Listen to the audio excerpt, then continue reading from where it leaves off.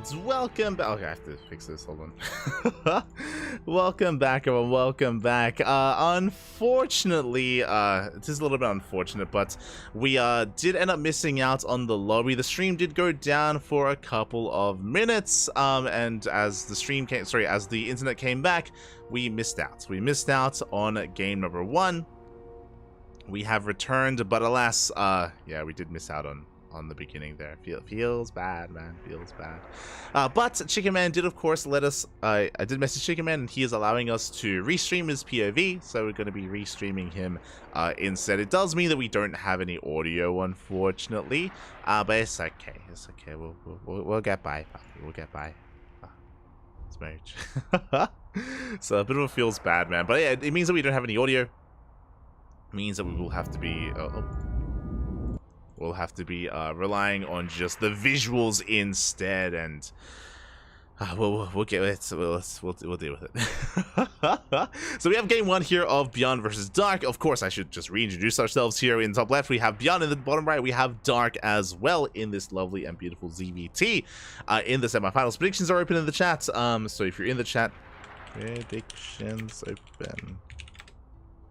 You can be a part of that. We will, of course, be joining game 2, so we'll have a bit of a better feed, of course, in game number 2. But for here for game 1, we're on site Delta as well. No, we usually have macro games on site Delta. Feels bad, man. Feels bad. So we're gonna be here for quite some time. It's okay. We'll deal with this. So it's gonna be a 2x opener out of Byan. He's gonna be vying for control here of the natural. Gonna be poking in and chipping away at those lings. Meanwhile, Dark, of course, sneaking out a third base. We already have our transition from Beyond, so Dark, he should get away with this third base. The goal of this 2x opener is to delay and contain the Zerg player for as long as possible, but we did end up missing, and yeah, Dark, I'm sure he's happy. Yeah, he's happy about it. You know, the Reapers, they just now check, now see the third, and Dark gets away with it. He gets away with his third base. This is a base that he should not have gotten away with. Beyond should have been there to stop it, and yeah, did slip by. So far, a good start here from... Oh! A good start from Dark.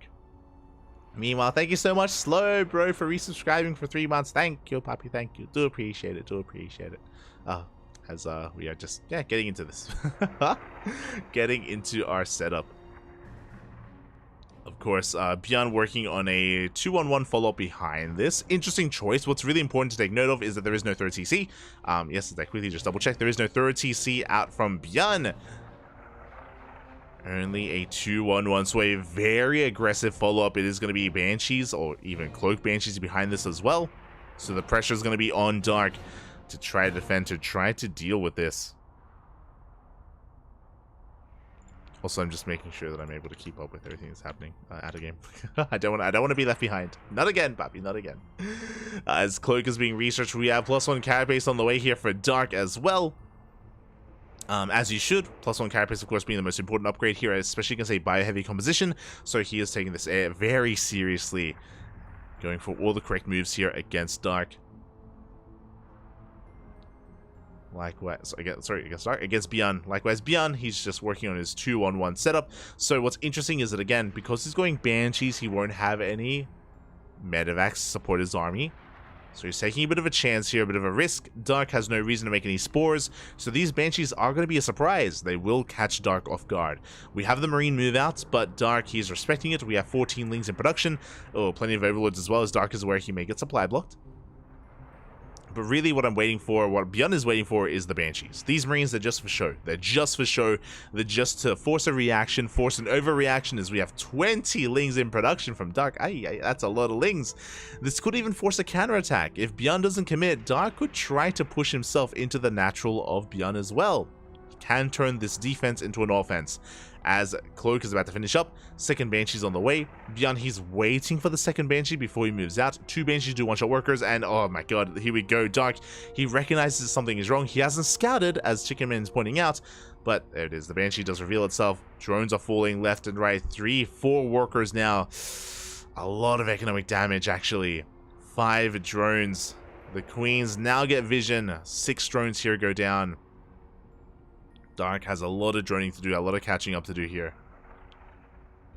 As we could even get a queen. We have a second Banshee hitting the field, moving towards the linear third base of Dark. Meanwhile, Dark, he's not droning. What he is doing is making Ling Bane. He's looking to bust into the natural.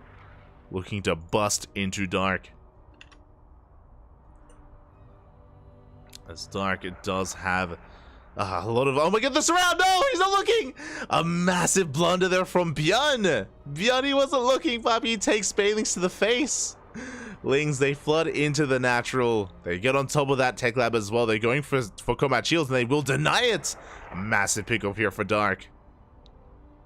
Big connections on the Marines and a lot of economic damage. 15 SCVs go down, and the Lings get cleaned up, but this was a devastating amount of damage. Remember that Björn did delay his third. He did delay his third by so much here in favor of, you know, this push. And it just has not paid for itself in favor of taking into Banshees even, I should say. So a very nice amount of counter damage dealt here. Now Dark, he's miles ahead. He's on 3 bases. He can get a 4th. He's working on +1 melee. He's double expanding, or I mean, he's getting a 4th and a macro hatchery. The only thing he has to be worried about is those Banshees, and he should be fine. He's got spores. Plenty of spores. Plenty of queens available as well, making 2 queens at a time.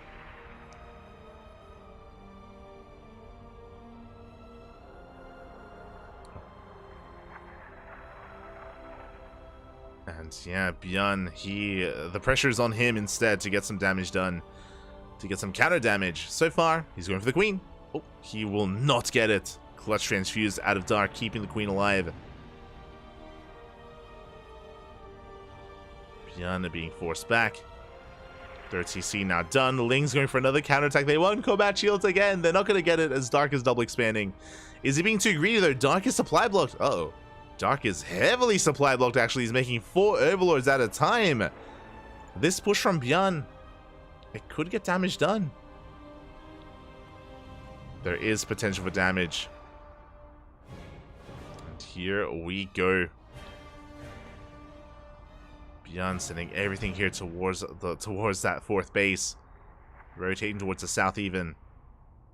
Dark trying to get ready for it, breaking free from his supply block, focusing on his Ling Bane. +1 melee still not done. Baneling speed not done either. Without Baneling speed, it is going to be difficult to engage. It's going to be very difficult. And this hatchery is going to go down. Björn is fighting back. Despite having a disastrous start, he is recovering quite nicely. A lot of this is because the 4th was late. I do think the 4th was late from Dark, which means the creep spread was less than ideal.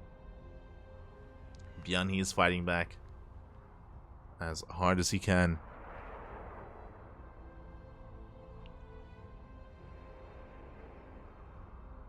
But alas, Björn, he is gonna be focusing on just resaturing his bases. He doesn't quite find a way in towards the main,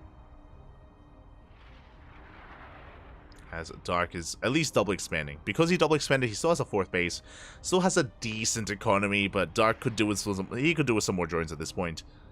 He's on 3 base saturation, getting supply blocked once again. Björn being such a nuisance here. Actually coming back. Despite so much working against Björn, he is fighting back very hard. And he has almost recovered. He has almost recovered at this point.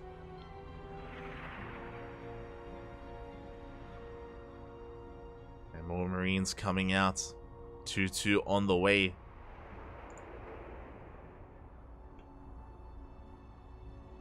Oh my god, that was a kill! That was a kill, not a cancel on the hatchery. Ay. Dark going for his own drop play, but at this point, I would say that Björn's actually getting ahead. Thankfully, Dark is working on a hive. But outside of that hive, like, Björn has a pretty comparable economy. Dark hasn't been droning. Like, because Dark has not been saturating his 4th, it means that Björn is actually ahead economically at the moment. Yeah, he keeps up with the drop play, cleans up all the Lings. Liberators are on the way, tanks as well. Björn fortified on 3 bases, not taking any damage. Oh, the Twitch hat. Lovely. Oh, the Twitch hats. Again, we are restreaming Chicken Man. We do have permission from Chicken Man to restream him, just because we missed out on the lobby. Unfortunately, did miss the lobby. Oh, it's Slowbro. He got the first Quacker. Well, again. But here we go. Ling's going to be coming in, cleaning up the drop towards the south. We do have the main army pushing towards the north, though, and Dark was not quite in position.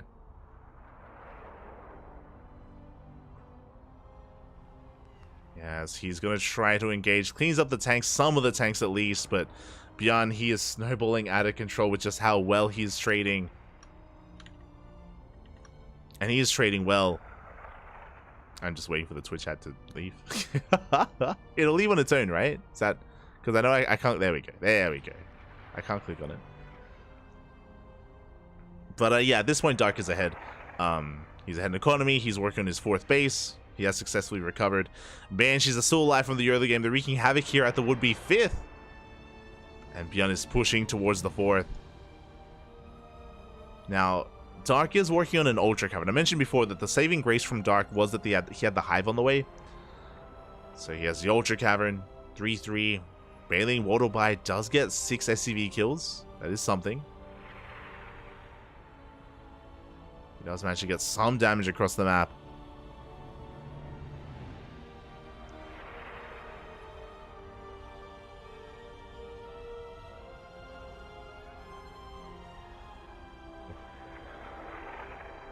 So we do see Beyond breaking on through. Yeah, he gets on top of the 4th base, and that's going to be another kill on a 4th. Twice already this game. I just get the 4th base, and Beyond, he's rotating around looking to deny the 5th as well.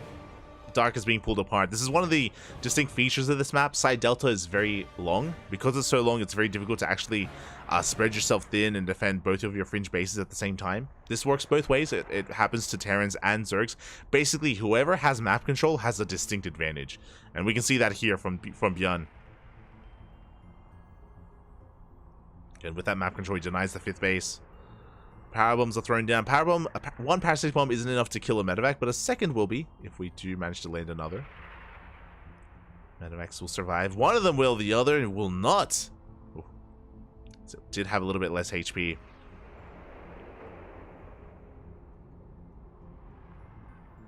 As Beyond is attempting to retake that or take now his new 4th base. Now, from here, Dark is kind of, I don't know if I want to say recover, but he's like settled things down. He's at least holding on to his 4th this time. We have a Nidus into the main. Dark now has Ultras, so he's keeping up.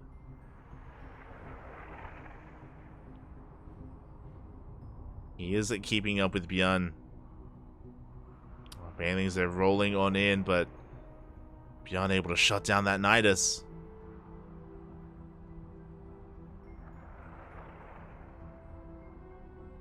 Shut down the Nidus Worm. Scan here towards the south. Cleans up a Ling. And it looks like both players have maxed out. Like, Beyond doesn't really have the best economy at the moment. Not anymore. Compared to Dark. He would like a little bit more of a higher SCV count. So he does make up for it with a larger army. So it will come down to the fights. Come down to the engagements. Dark is going for a bit of a counterattack towards that 4th base, but with just too heavily fortified, Dark cannot break into the 4th. He does have Vipers, though. He does have Blinding Clouds. And yeah, he's going to commit. Going to try to commit here onto the 3rd. Looks like one tank is going to go down, but that was a much better trade for Beyond. Oh, the choke point there was brutal. The Ling Bane just crashed into a wall of Terran. But the Balins are going for the mineral line. Up! They do get in, and 10 SCVs go down, and that is what is important. Dark, he may not have traded well with the army, and he didn't. He didn't trade well against the army, but he did get a mineral line.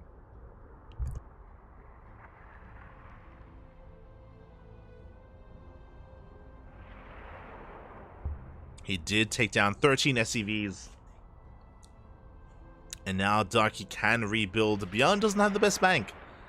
Doesn't have much of a bank to work with. He's going to have to resaturate his bases, as he's now going to be pushing out, going for a counterattack.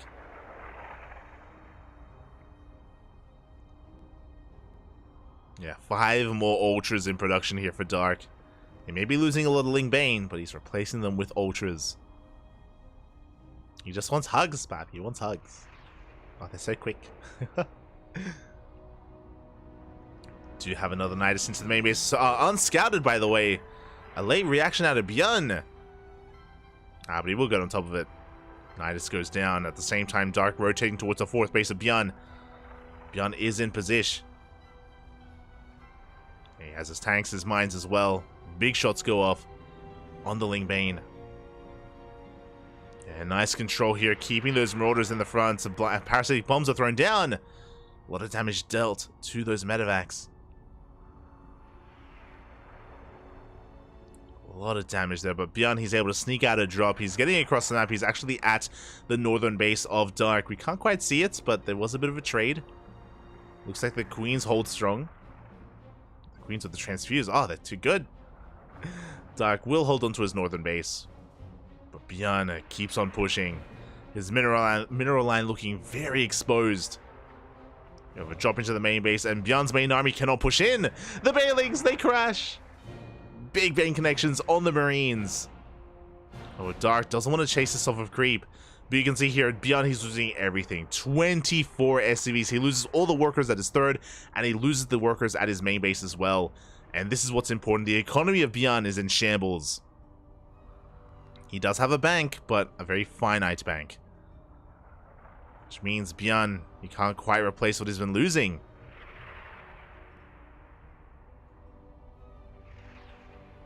Can't quite replace it here.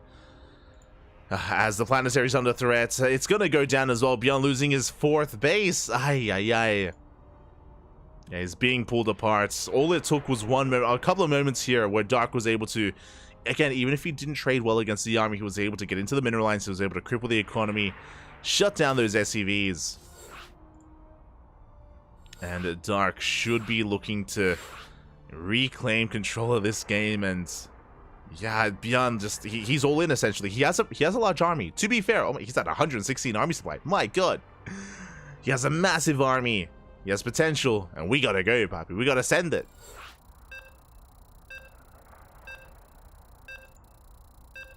We do have to send it. And here we go. We do see Björn just being caught against the wall here. Being overwhelmed by this army. Oh. Yeah, and Dark, he's just collapsing this once again. There's nowhere to run, nowhere to hide. Björn splitting well against it, don't get me wrong. He is splitting well against it, but yeah, alas, Dark, he just has a little bit too many reinforcements coming in. Decent mine shots here on the Ultras.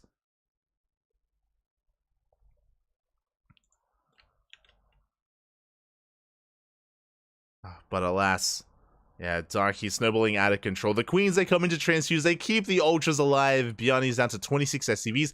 He has mules, and mules are good. We all know. We all know that mules are a good unit. Don't get me wrong, but yeah, GG is going to be called. And with that, whew, Dark will take game 1. And now we're here in game 2.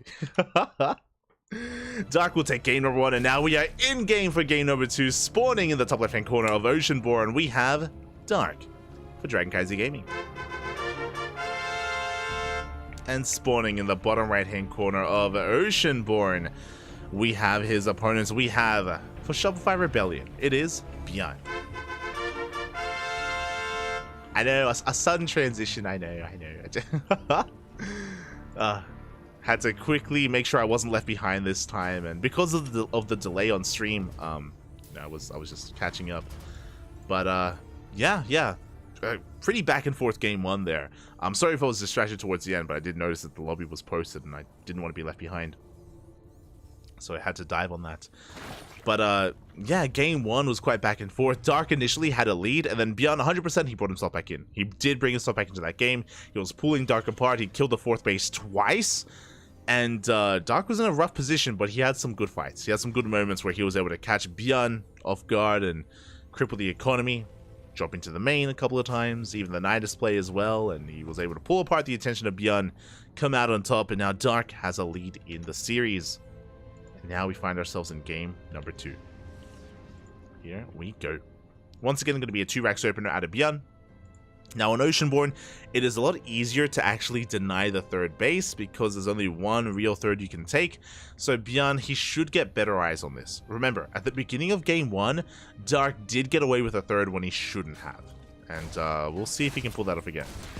Reaper has arrived, going to be dancing with these Lings. Picking away at them. Third base is being taken. Lings are looking for a surround. One Ling will fall. And these Reapers should rotate over towards the third base location. They get eyes on it really early on. And there we go. We should cancel it. Third Reaper on the way. So if you remember, in game 1, Bjorn saw this too late. Bjorn, he saw the hatchery too late. It already had too much HP. And he could not deny it. This time, a much earlier scout. And he should cancel. We should be seeing a cancel on this hatchery. As I say that, oh, Bjorn, he actually dips into the main there. A little bit of a greedy move. As a result, he will have significantly less DPS on these queens.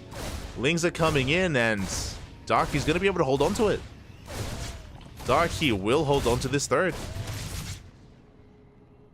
Now, the third will have significantly less HP, but Bjorn is going for a third TC. So he's going for a macro follow-up. Also, Bjorn, he, instead of making a 4th and 5th Reaper, which he totally could have done, he went for a reactor in the tech lab. So Dark, he will get away with this. A really good position here for Dark, actually. This is a third that shouldn't really be here, so really solid start here from him. As Bjorn back at home, getting into a 3cc 2-1-1. Very economic. Remember, winding it back, last game Bjorn went for a much more aggressive opener.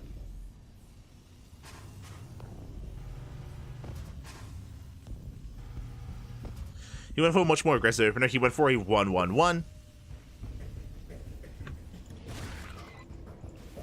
This time going for a faster 3rd CC ahead of that starport. So we're going to be easing ourselves into the mid-game. And our eyes are on Dark. Our eyes are on Dark. Bjorn going to be rotating around, just keeping an eye on these tumors. Picking off whatever he can. But Dark, he's stabilizing, he's droning. Getting all of his bases up and running. And Bjorn behind this, he's sorry, I'm just setting things up. Bjorn behind this, he's just, easing himself into it. Just waiting for his medevacs. Once the medevacs come out, then Bjorn can be active on the map. Dark, he's going for, again, a really mature reaction here. Just going for a lair. First a lair, into a Baneling nest, into Baneling speed. Dark, he isn't cutting corners. We have seen a lot of Zerg players cut corners and go for Evo chambers first. But Dark, he delays his Evo chambers in favor of just security and tech.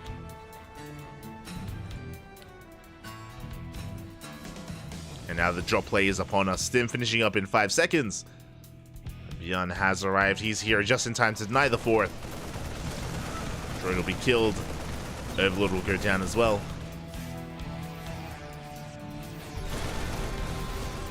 Again, pretty good pickoff so far from Bjorn.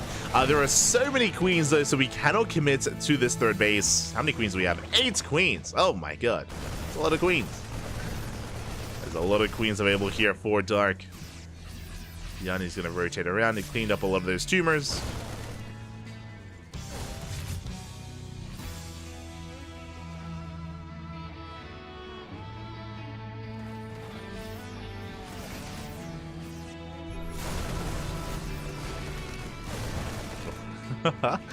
And more tumors will go down. If Bjorn rotates over, he could even deny the 4th base again for a 2nd time. Meanwhile, Dark, he can't really engage, not yet. Baneling speed is on the way, +1 melee, +1 carapace, as we have double Evo chambers. But with our influx of Lings, I think we can maybe vie for control of the 4th. Yeah, we totally can.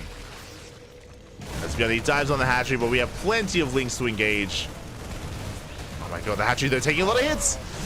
We do force a cancel. Again, just a little bit too much DPS there, and Dark could not stop that from happening. He could not save it. Again, really good pickups here from Bjorn. Having a lot of control of this game. A lot of control.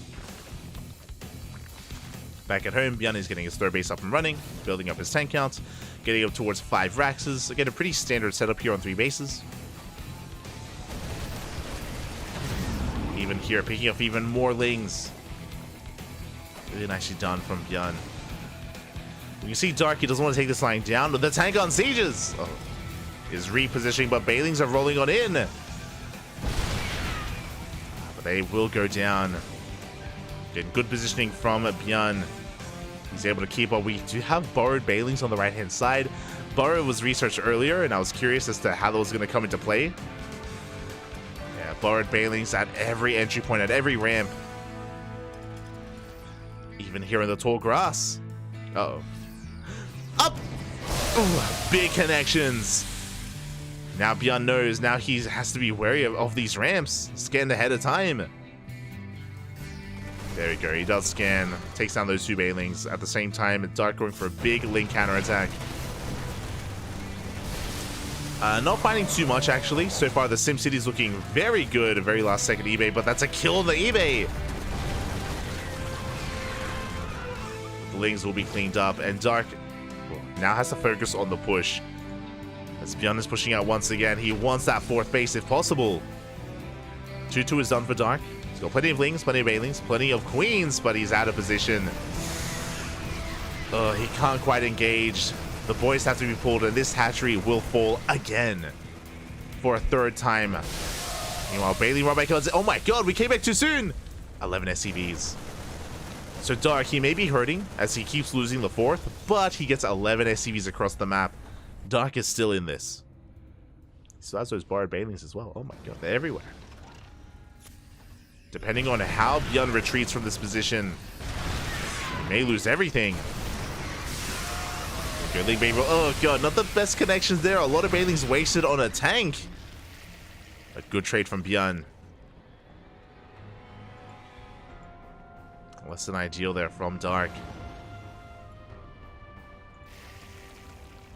Dark, he pivots away. He's getting another fourth base up and running. Fully saturated. 2-2 in production.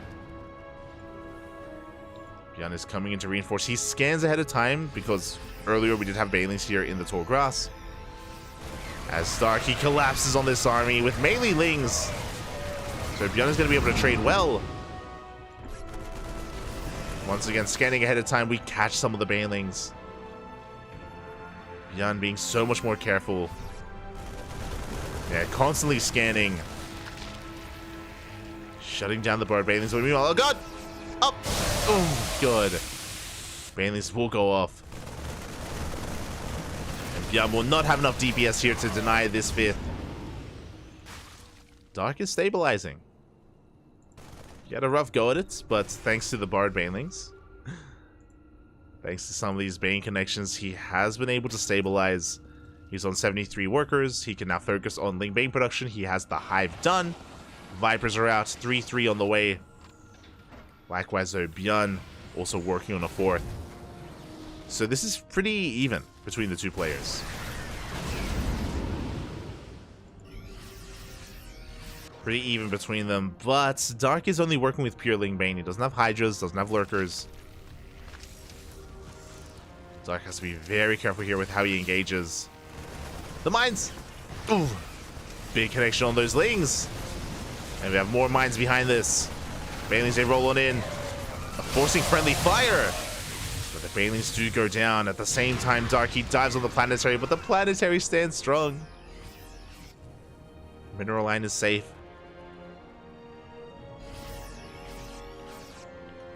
Bjorn rotating back around towards that center base, going for a double drop into the main. Oh, he does take some power bombs to the face. He's going to be losing these medevacs. Both of them should go down. One of them does for now. The other barely escapes. Impressive. Oof. But Bjorn is just continuing to apply pressure to this fourth. And very little creep shred here. Very little creep, very little vision. And yeah, Dark, he's just having a really hard time engaging. The Bailings are going down one after the other. Bjorn, he's pushing on through. He's not being stopped. We have some more Bailings on the way, but the rally here from Bjorn is just insane. He's just been trading so damn well. Dark, he's working towards Ultras. So Link Bane into Ultra. Bold move.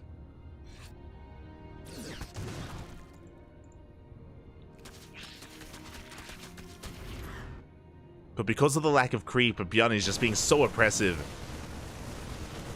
Dark is getting a 5th though, finally. It took a long time. This is the thing about Oceanborn. I bring this up all the time, but the 4th base on Oceanborn is really difficult to hold on to. As we've seen, it's been falling time and time and time again.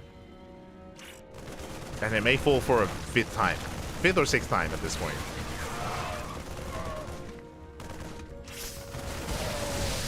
As they are just so exposed. Whoever has map control has the advantage. Here we go, the Ling Bane rolling in.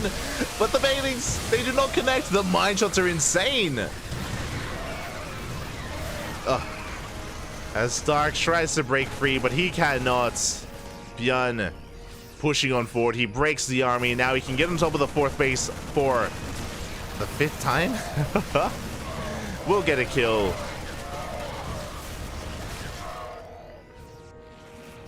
And Dark, he just cannot mine freely here. He's barely been able to mine from his 4th at all this game.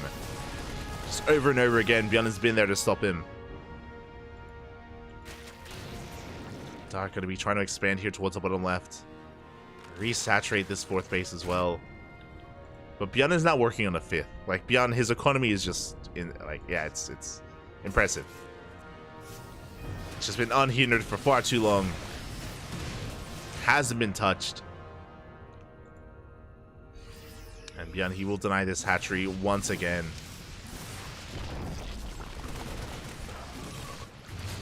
At the same time, a mine drop at the 4th base of Dark. He's going for a big link counterattack on the right and the left-hand side, going for a drop even. A bit of a desperate move here from Dark. A Hail Mary play. It's all or nothing for him. He needs time. Remember, he teched up into a Hive, he teched up into Ultras, but he just hasn't been able to make use of them.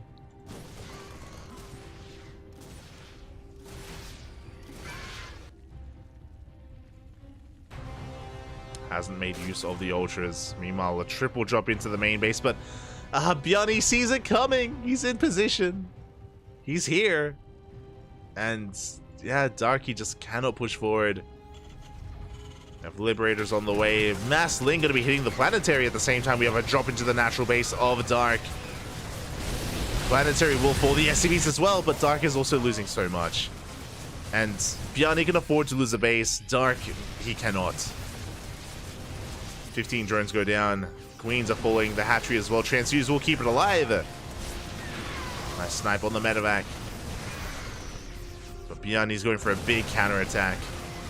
And GG gets called. Dark cannot keep up, and Bjorn ties up the series 1-1. GG. GG, well played. We have a series. We have a back and forth. And that's kind of what we expected coming into this. Again, last night they went all the way to the ace match in the finals of ESL Open Cup Asia, and now we're here in the semi-finals of ESL Open Cup Americas, and we're going all the way to the ace match, to Game 3. Again, Oceanborn, it does seem to be just a very difficult map here for Zerg players to establish a 4th without getting a lead early on. I mentioned before that there's a caveat to it, right, where it's really difficult to take a 4th base unless you have map control, and that is something that Dark just could not get. It was something that he could not take away from Bjorn, as Bjorn was in control for the entirety, or not for most of that game, and was able to just assert so much pressure.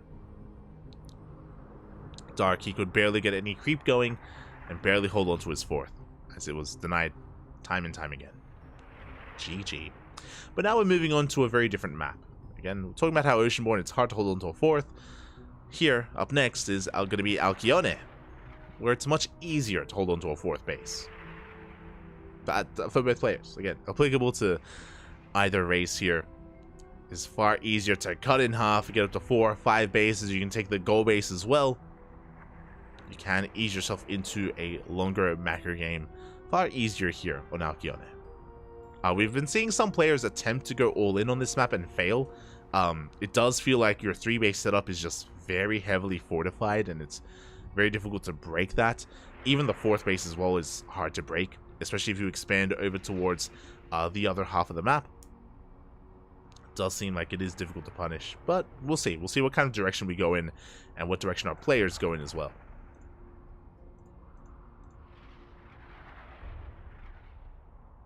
As we are getting into our next game.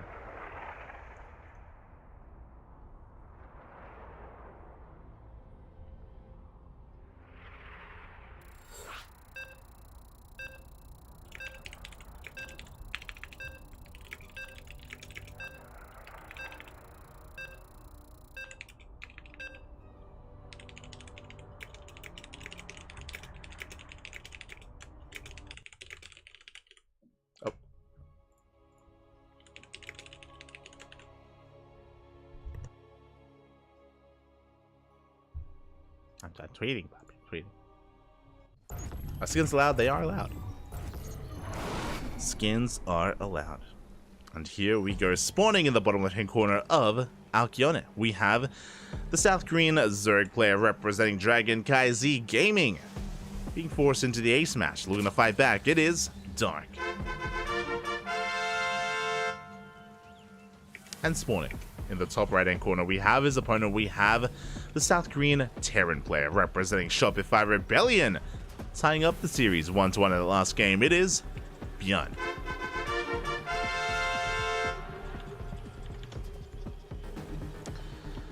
Boy, today's gonna be a rough one. Just because I do need to adjust for tomorrow. Tomorrow we're gonna be casting the B stream again for ESL Masters, which means I do need to be awake when I'm usually asleep. And I did sleep normally today by accident.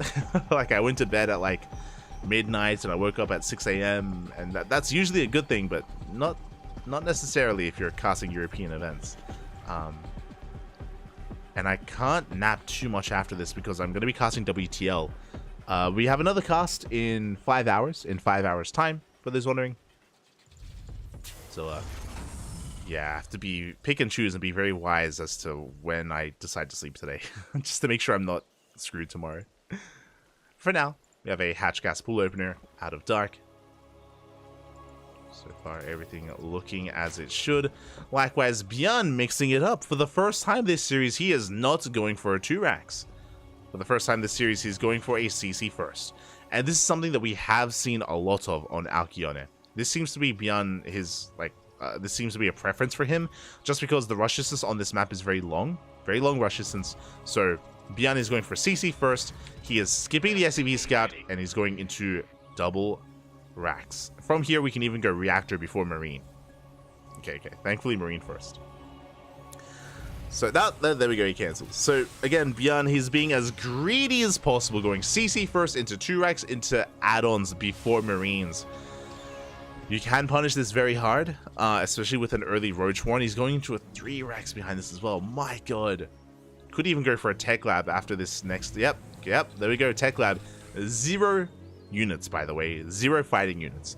If we had it earlier, he's going into a 4-racks. Jesus Christ, so greedy. Lings are moving out.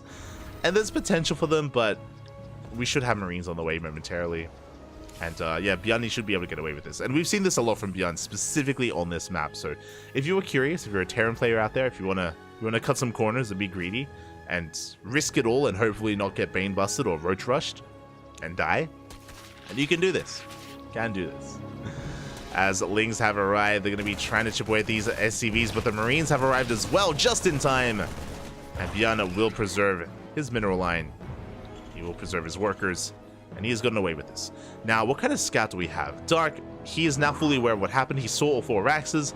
He sees the add-ons. He now realizes how much greed Bjorn has gotten away with. And how will Dark respond? He's droning for now. He does need to drone heavily. He can't punish this, not anymore. The window has closed. There is no punish for this. You can try to be aggressive yourself and try to go for a Bane bust because there's no Hellions or tanks, but yeah, I think this is a better decision. Roach Warren's on the way. Dark, he's going to try to make sure he musters up enough units here to survive the eventual 4-racks. So Bjorn is going to be pushing with Stim. A very strong, very powerful push with Stim. No medevacs. There's going to be no sustain with his army. So every Stim is going to count. Every Stim is going to hurt. So Bjorn has to be very careful with it. With when and where he decides to utilize that.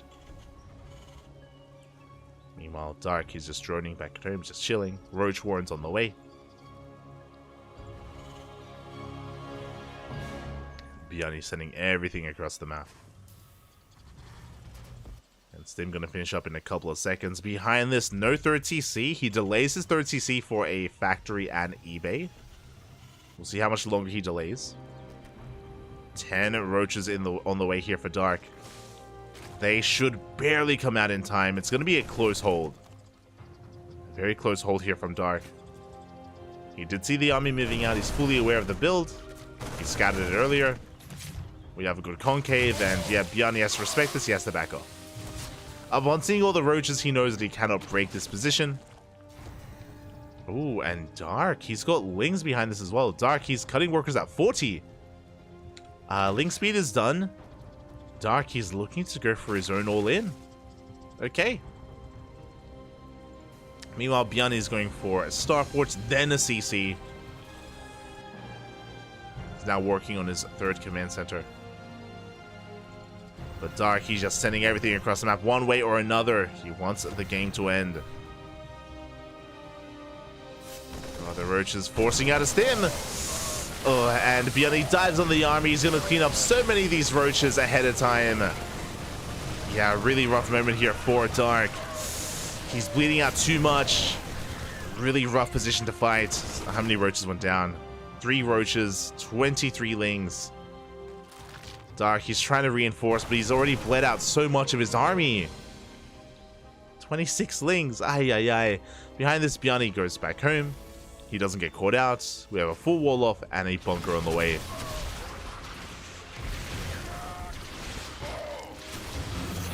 Now, we do have some Ravagers, and we do deny the bunker. The goal here, Dark to bust through into the natural and to flood on in behind it. Bjorn does get supply blocked. Does get quite heavily supply blocked. Actually, can't make anything. Up. Boys are going to have to be pulled. Medevacs have arrived. God, the piles are just non-stop. Bjarni Sims on 4, takes down the Overlord. He wants to try to dive on these Ravagers. More Lings are on the way. God, these biles. Jesus, they connect. They're just making it really awkward for Bjorn to ever push in. There's always one bile available. And there we go. Darky pulls the trigger, but a tank has arrived. The boys are being pulled. Yeah, we stim past the Lings. We are running out of Marines. But the Lings were cleaned up. And without Lings, Darky can't afford to throw away these Roaches or Ravagers. He has to buy time for reinforcements. Bjarni Sims on forward, cleans up the Lings. Gets one of the Ravagers. Darky's going for the tank. He's gonna get it. Tank does go down, but that was a costly trade for Dark. And he's bleeding out so much as a result. Can he turn the tables? It's close. It's so close. The Marines, they barely trade more efficiently here. I mean, they have been trading more efficiently this entire time, and we're running out of steam. Darky's running out of units. Down to 3, down to 2 Ravagers. And now Dark drones. He's backing off. Oh, can he escape with his Ravagers? He escapes with maybe 1. Does escape with 1 Ravager in the end. Looking at the units lost tab, that was 119 Lings. 119 Lings went down.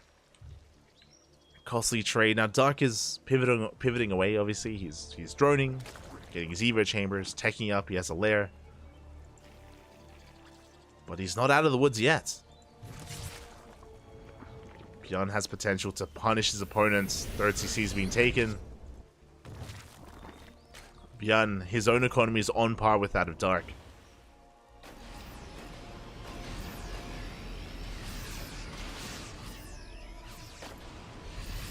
Do we have a scan available? That's we've been mulling quite hard.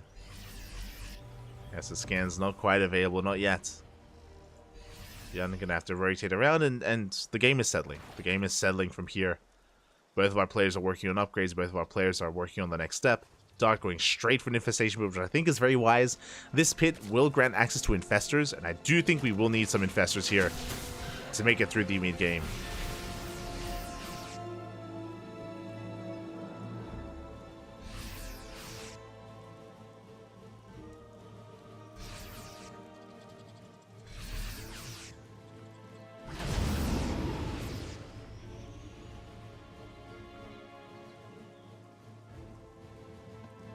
Bjorn is going to be threatening a drop in towards the natural. Dark not too far behind. Yeah, he's going to be coming in with the Roaches.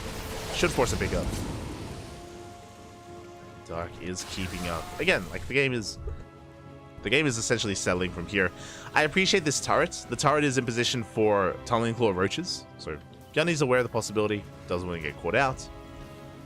We have +1 vehicle weapons, +2 attack on the way.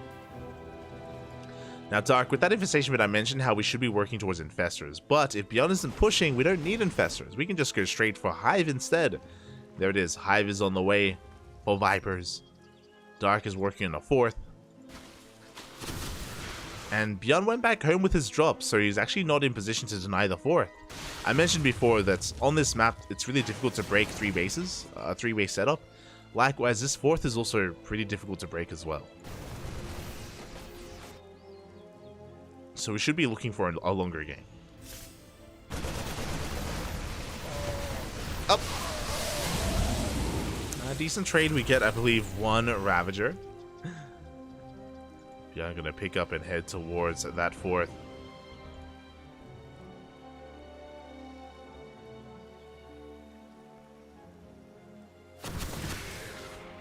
Oh, oh my god. The biles. Dark. Calm down, Poppy. Calm down. The 360 no-scope, he almost gets a full medevac. No, the medics themselves taking a lot of hits as well from the queens. Beyond. Uh-oh. He's gonna lose it. Beyond keeping his medevacs on patrol, loses a full medevac as well. Bit of a blunder there, and Dark, he is maxing out on Ling Bane Roach Ravager. Bailing speed is still not done though. Very late bailing speed. He actually got that after the Hive. Yeah, tank volley is going to be going off. Without bailing speed, we cannot engage. Doesn't matter that you have a Hive. Doesn't matter that you have a Adrenal. So, a bit of an oversight from Dark. Big tank shot's going to be connecting. Oh my god. Oh my god. Beyond trading so well. He will lose the tank. But so many shots went off. Medevac goes down. Beyond is reinforcing. Is taking a 4th base. 2-2 about to kick in. But now we have bailing speed. Dark has bailing speed. He has +1 finishing up. Adrenal finishing up as well. But the creep is receding.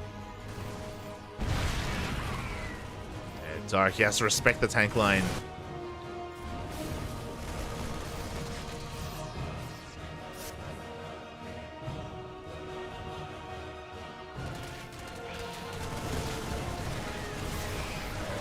He's going to try to go for a run by. He does catch the reinforcements. Not a bad trade there from Dark. Lyle's not quite connecting. Dark does not get on top of the tanks. The 4th base will survive. Planetary is finishing. Dark not achieving what he really wanted from that Link counterattack. He got some Marines, but not much else. Here on the front lines, he got some power bombs off. He kills 1 tank.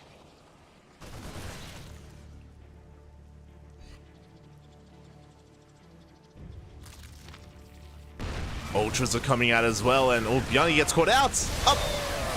No reaction, no control. Beyond loses a big portion of his army, a massive loss in supply, and these tanks are left exposed. Beyond falling apart here. 3 tanks go down. Again, one moment when you're not looking and you can lose everything. And you can see Beyond plummeted in supply.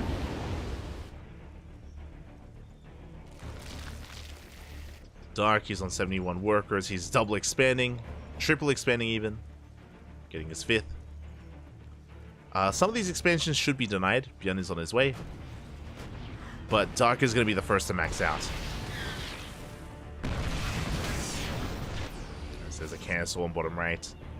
The drop has been revealed, and Dark is going to respect it. He backs off, turns back around. And after Beyond lost this army, Beyond, we've seen this before, he's turtling. At this point, you have to. Terran has lost map control and he's taking a defensive position. We have turrets, sensor towers, CCs, and tanks on the way. The reality is that from here, Beyond, he just has to focus on fortifying himself to recover because he's behind. Beyond is behind at the moment. He cannot afford to push. And Dark is free to triple expand. He's taking all of his bases, he's spreading creep. Now, Dark has to be careful not to overextend. Like, yes, Dark is up 40 supply, that is true. But it's also very easy to trade too inefficiently to, like, smash your head against a wall and lose your army. Vipers help with this. We have 4 Vipers available, so Dark can push in. And he's looking to.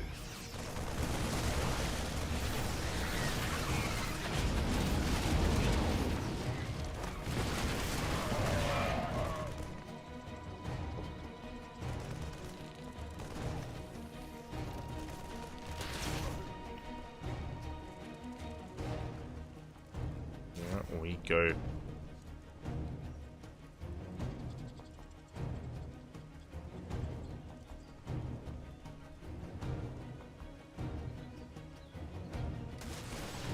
So yeah, Beyond, he's just stabilizing. Really, I'm just looking to Dark. Because Dark is maxed out, because he has his Vipers, he can try to punch some of these bases. He's pushing in. Ghost, they have arrived. They take down an Ultra. But that CC is not going to get up and running. Another Ultra goes down. Good snipes. Oh my god. Again, very efficient trades here from Beyond. He saves his CC. The Vipers were not a part of this. Yeah, they're only just now coming in. To be fair, the Vipers wouldn't have done anything against the Ghost, but we could have seen some power bombs on these medevacs. We could have traded well against them.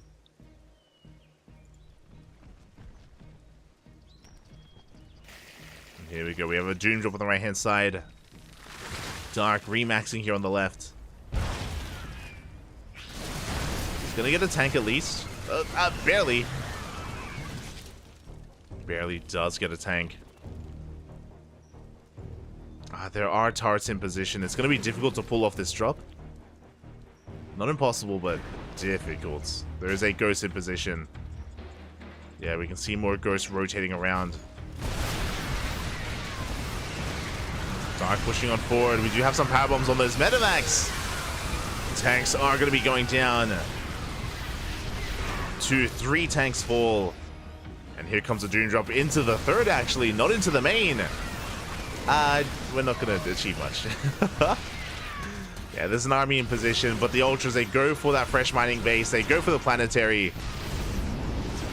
Can they barely break through? We're trying.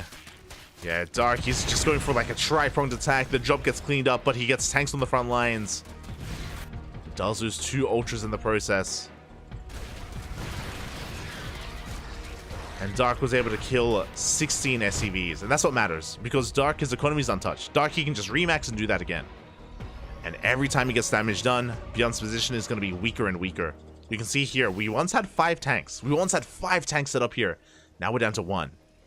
2 more are coming in to replace them. More turrets, more sensor towers.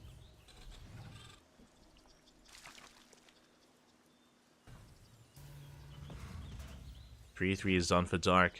Working on range upgrades at this point. Now, I have to be a little bit concerned. So far, this is okay.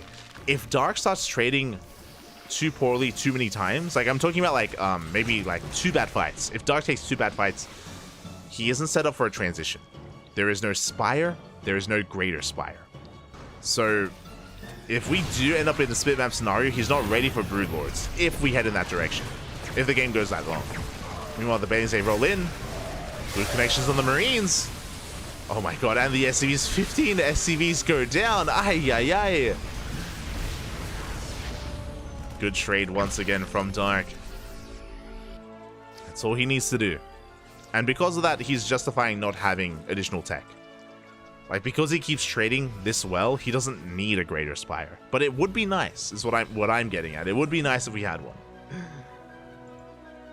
Dark, he's also lacking a little bit in gas. He could do with some additional gas geysers as well. Nidus is on the way.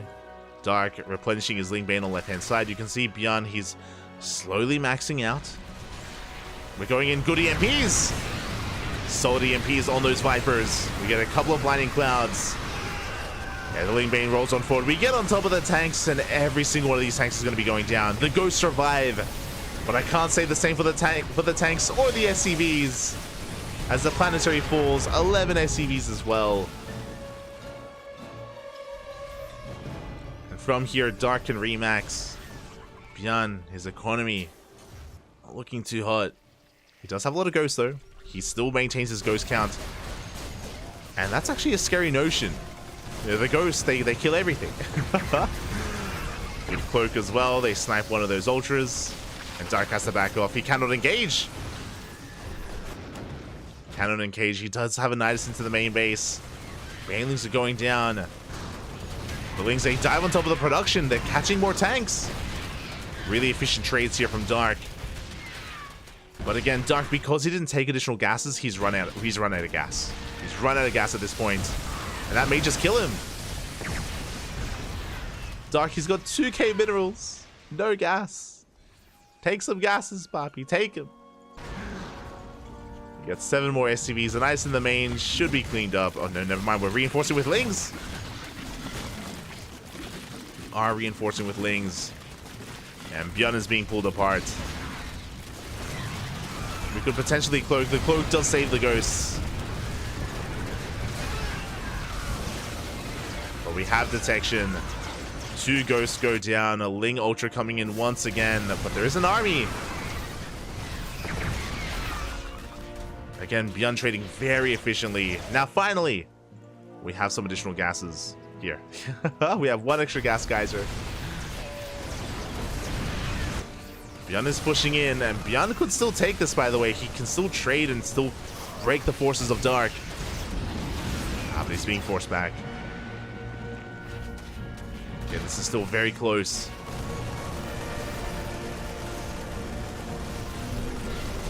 Dark Knight, he needs to take a moment. He needs to take a moment here to just resaturate his bases. There we go. Now he's going to be main-nighting over. Does take 1 extra gas geyser.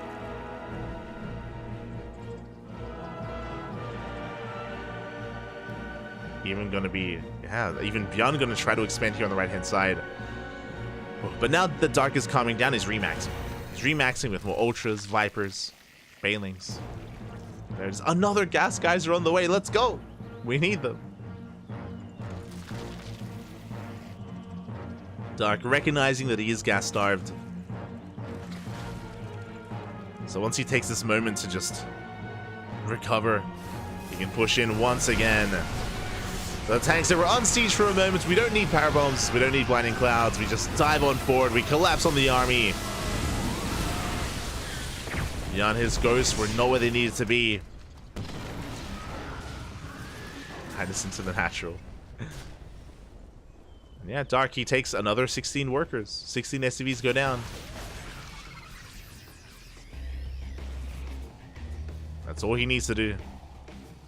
Just keep knocking back the economy. Making sure that Bjorn cannot stand up. Knocking him down time and time again. There are a lot of ghosts, but Dark, he has his eyes on this. Actually going for this other army instead. And catching more tanks. Catching more ghosts as well. We have detection. CCs are being denied.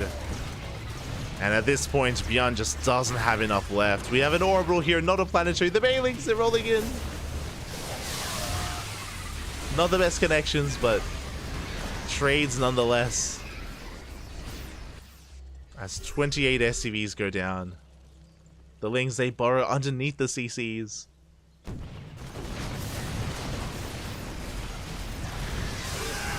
Yeah.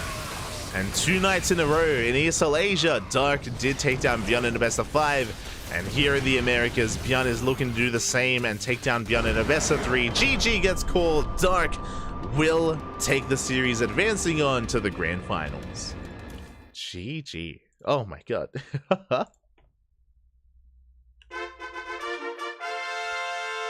GG, well played. Whew, that was intense. Again, it's one of those things where even though Dark had map control, because Bjorn had such a large army, he still was in it for quite some time, even with the crippled economy, just because Dark didn't have any gases, just because Dark was only working on minerals. But then, of course, eventually Dark, he just took a step back, he stabilized his economy, he took care of it, and of course, whenever he fought, he was always trading well, always... I mean, I say trading well. He was trading inefficiently, but he was killing SCVs, killing workers, crippling the economy, and not allowing Bjorn to really recover. GG, well played. And with that, Dark makes it to the grand finals. And who does he face in the finals? I do not know. Let us find out. Exclamation mark B in the chat if you guys wish to have a look at the back of yourselves.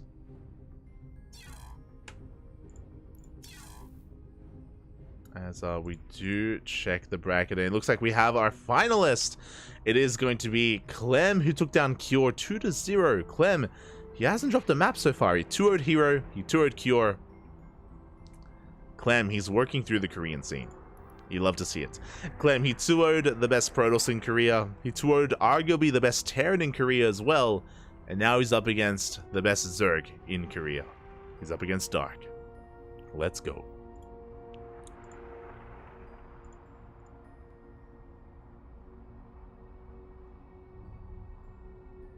I think the predictions are a bit premature.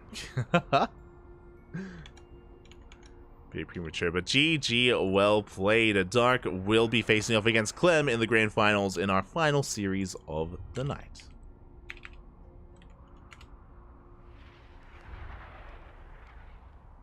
In a best of 5.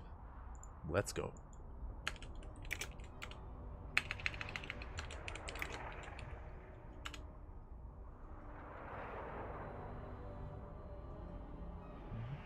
Go. Bam. Beautiful. Oh, we have a lobby. We have a party. Fabulous. Catching up with the chat. That was a wild game as well. There was a lot coming into that game. A lot of aggression early on. A lot of a big back and forth. Ooh.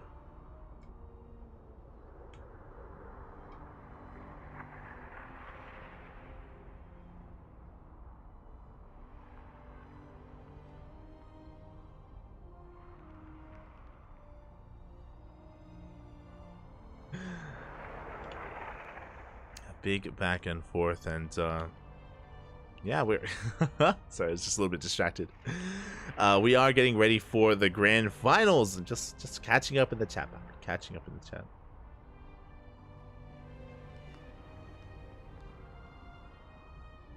Must be tired. Cope. Cope. Both Beyond and Dark, they were both playing last night.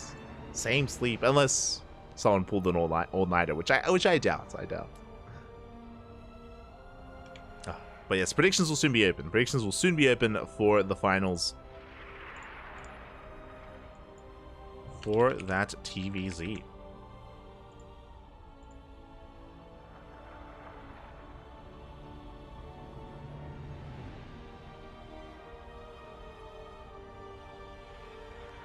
And it looks like the players need a little bit of time. The players, they need a moment here to actually set up. So we're going to be going on a short break.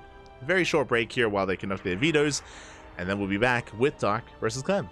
See you soon. See you soon.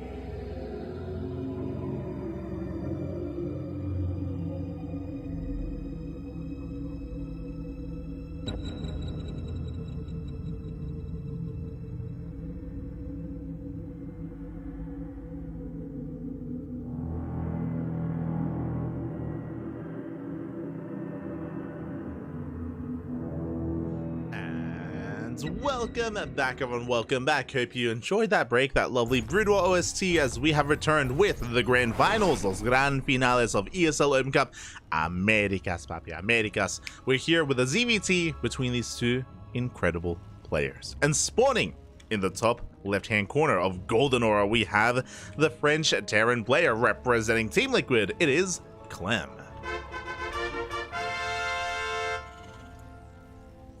And spawning in the bottom right-hand corner, we have as opponent, we have the South Korean Zerg player, the Blue Zerg representing CranKy Z Gaming. It is Dark. And upon hearing this message, predictions are open for 1 more minute. For 1 minute, so make sure you're quick, papi, you're quick, because the predictions are soon to close as well. Bearing in mind there are, of course, a delay on stream. Bear that in mind. Whew, as yeah, we do have our fresh best of 5 Dark. He just barely made it through the gauntlet. He barely made it through beyond in the last round. It was not an easy road to go through, not an easy player to walk out, to go through, an easy road to walk either. But now we're here in the finals, and Clem is raring and ready to go. Again, Clem is one of the few European players that is willing to sacrifice their sleep schedule to play in ESL Open Cup Americas on a weekly basis. It's a terrible time in France at the moment. I think it's, what, like 3 a.m.? Hold on. France time. Yep, 3:30 a.m. in the morning in France. Likewise, Clem alongside Geralt, Wayne, and Max Pax. They are the 4 players that typically do stay up really late and play in the Americas weekly. So we always do appreciate it. A lot of love and a lot of support to the Europeans that do sacrifice their sleep. I mean, I say that, really, they were going to be awake anyway. You know, they were... They're old agents, papi. They're old agents. Ay. They would have been awake regardless. As Dark is opening up Gasless again. Now, if you were here earlier today, you would have seen us cast Dark versus Disrespect. I think it was in the second round. Yeah, I think the second, maybe the first round. We casted Dark versus Disrespect. And I did mention that Dark loves going for this opener, specifically on Golden Aura, and I can reiterate it here for those that weren't a part of the broadcast earlier today. But of course, because this map is so congested, because these 3 bases are so close together, they're so tight-knit as the link goes down, and the entry points, these areas here are so narrow, you can get away with skipping link speed. You can get away with defending with purely a handful of lings and mainly queens on 3 bases, which is why as a Zerg player on this map, you can get away with going gasless. As a result, you get a better economy, you're droning quite heavily, you're mining nothing but minerals, you're making queens and more queens and more queens, and this typically leads into roach play. Because your gases are so late, catching up with link speed is less than ideal, so by the time Dark gets fully saturated on 2 bases, he's going to take 2 gases, and throw down a Roach Warren.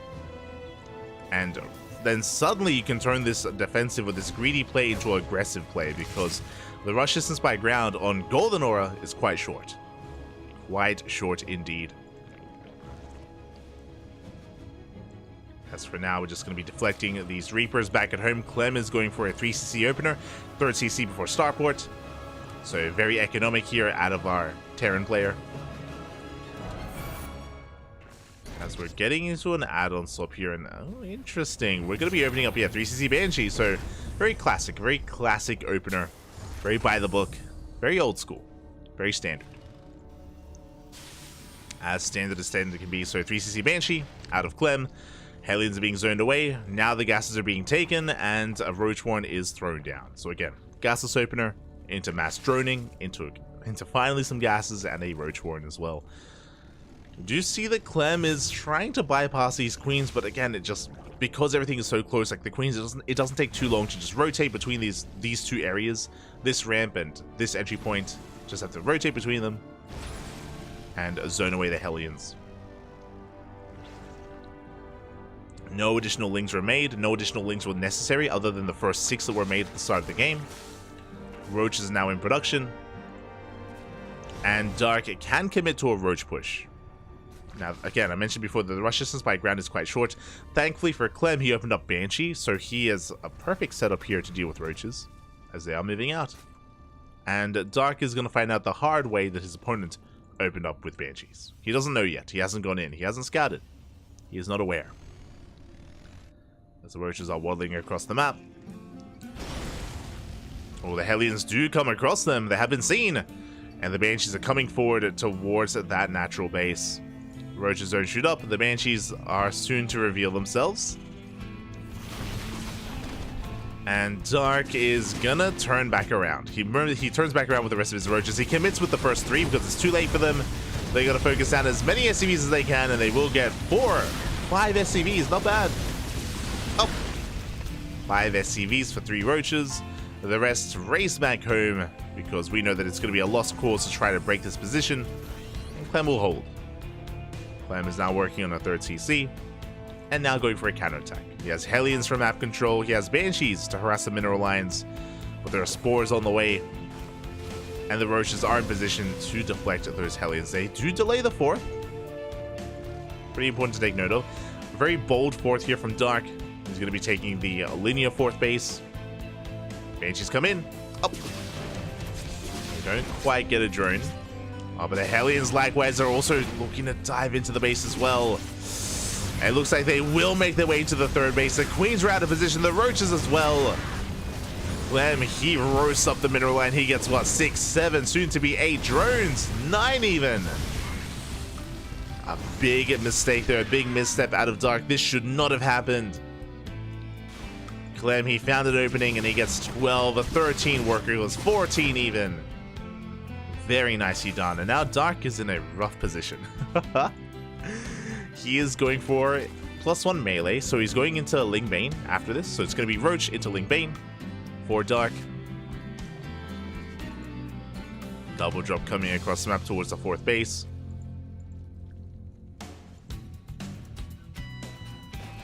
Likewise, Banshees towards the natural.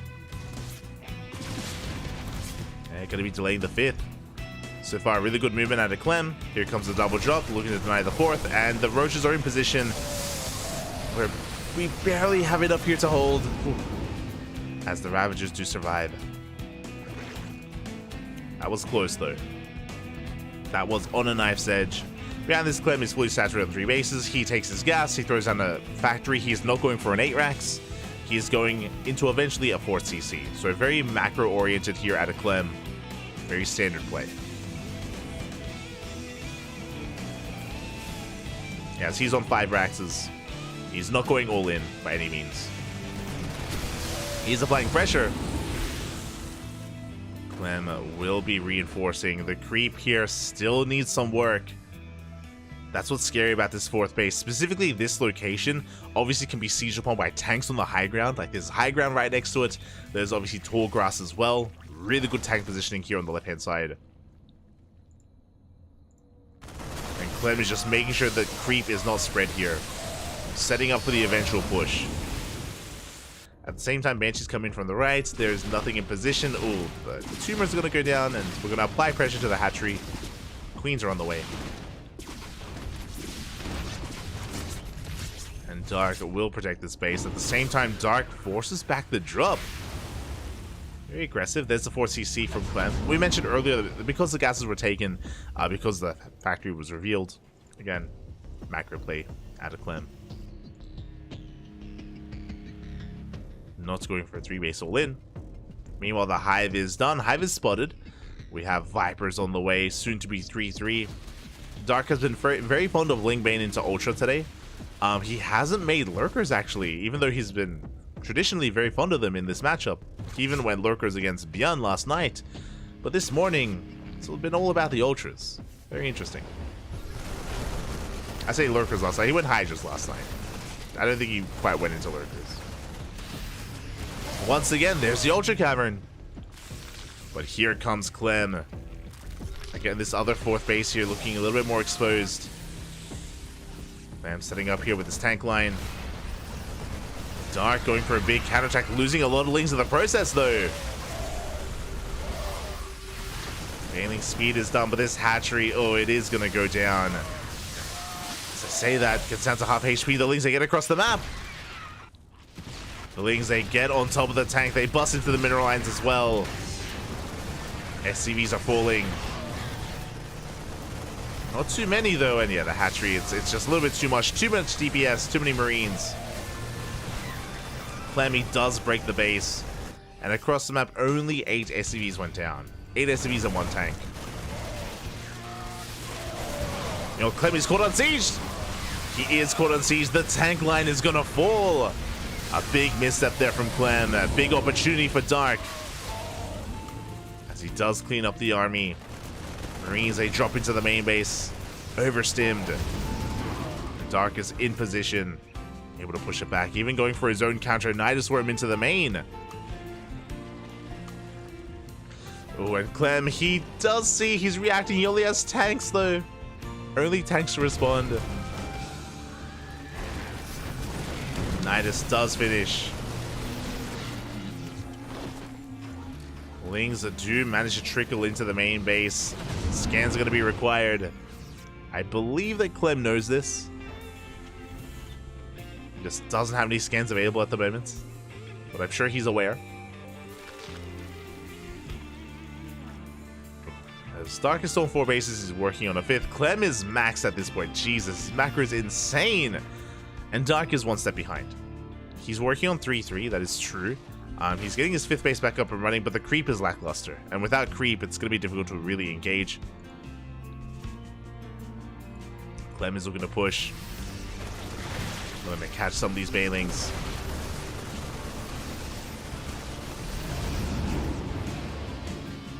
He is going to have to back off, but again, we need to respread that creep.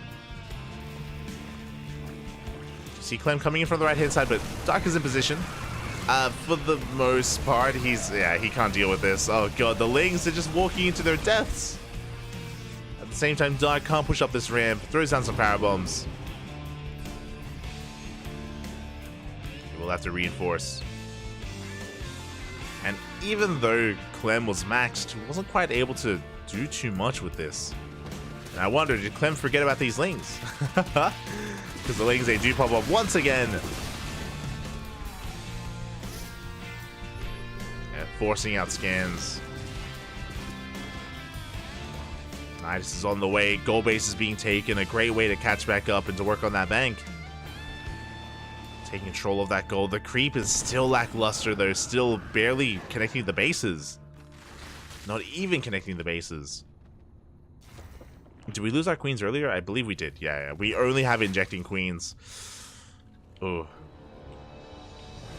That is why we don't have too many active tumors. We have 4 queens in between, what, 6 bases? So we're even going to be lacking some injects as well. And that is why we just don't have many active tumors at all. And here comes Clem and just dipping towards that gold. Dark takes down the gold. I'm going to be expanding here towards the center of the map. There's 1 ultra to defend. As we go for a drop into the main. We're going for the armory. This shouldn't get too much done, but the armory does go down. Nice pick off there. The ultra trying to keep up. Dark trying to break that planetary as well. Doesn't quite make it. He takes down a couple of tanks.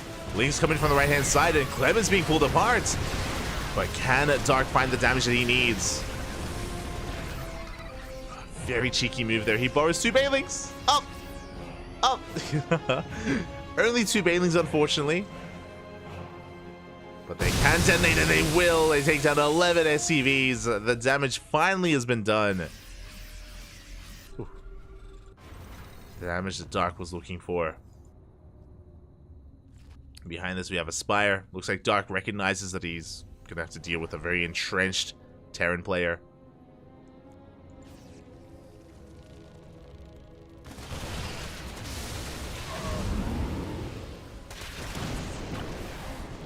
Couple of power bombs. Decent power bombs actually forcing a split on those SCVs. The Bathers, they roll in. A late reaction out of Clem. The planetary goes down. Now, the scary thing about Golden Aura is that because the rush distance by ground is so short, Clem can counterattack that much faster. Like, these bases are so close together. So Dark has to be very careful with how inefficiently he trades. Because here we have the counterattack and the Bailings aren't ready. Yeah, Roaches are going down. Clem taking full advantage of Dark. More Bailings are on the way. They weren't ready for this. From behind. The surround is real. Clem gonna be the one to overextend. There is no detection. The queen, we barely have any queens to begin with. No! Save the queen. We're down to 3 queens. This is it. These are all the queens we have. No injects going on. Now, thankfully, Dark is maxed, so he doesn't really need Larva at the moment, but lack of queens, it can hurt.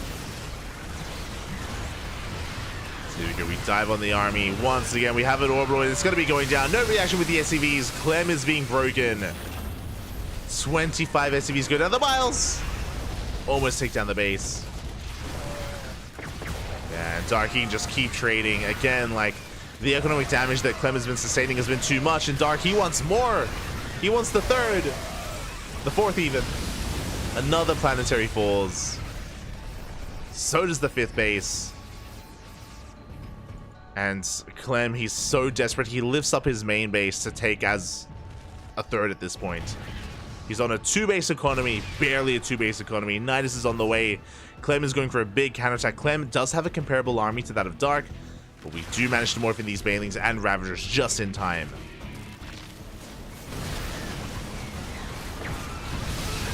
And the Banelings, they do crash on in. Tank shot's going to be going off, and Dark's main army is going to be cleaned up, but he has reinforcements on the way. He's got 7 Ultras in production. Lings are harassing, getting even more SCVs. The Biles, they take down a Liberator. The Lib falls. Here comes Dark. Show us the power bombs. He wants them, Papi. He wants them. He's going to chase this all the way back. Clem just doesn't have anything else left. Again, he's on a 3 bases. Barely 3 bases mining. The power bombs, they do connect. They land. Yeah, there's barely anything left. Only a handful of tanks. The blinding clouds cover them. And Dark is looking to take a lead in this series. It was a close game, very back and forth. Both players, they had their moments. But Dark has snowballed out of control. GG gets called. Dark will take game number 1. Ooh, GG. Again, the constant aggression from Dark. Initially, Dark wasn't achieving too much with it. I remember I was concerned. I was like, oh, like he's pushing in. He's not quite getting too many workers. I think from the moment when Dark unborrowed those Banelings at the 3rd base, and when he killed 11 SCVs, from that moment it felt like that's when he got a little bit more momentum. That's when he was able to start collapsing on these bases, killing workers, sniping tanks as well. And yeah, Dark, he pulled Clem apart. It wasn't just that, to be fair. Dark just constantly going in with Dropper Lords, with Nidus Worms as well, just pulling apart the attention of Clem. And yeah, Clem, he couldn't keep up. Could not keep up. Very well done. I love how Dark uses Burrow. Yeah, it's really cool. I'm sure you've noticed, but in not just this series, but in a lot of ZVTs, Dark, he is so on point when it comes to burrowing not just Banelings, but also Lings in bases and mineral lines, like unburrowing them whenever he can, reburrowing as well. And especially in a position like that when Clem has limited scans, like scan is a resource. Like the energy on your CCs is a resource that is finite, that you don't have unlimited of. Like you only have a few at a time, a few scans available at a time, or mules even. And it is something that Terran players can struggle with.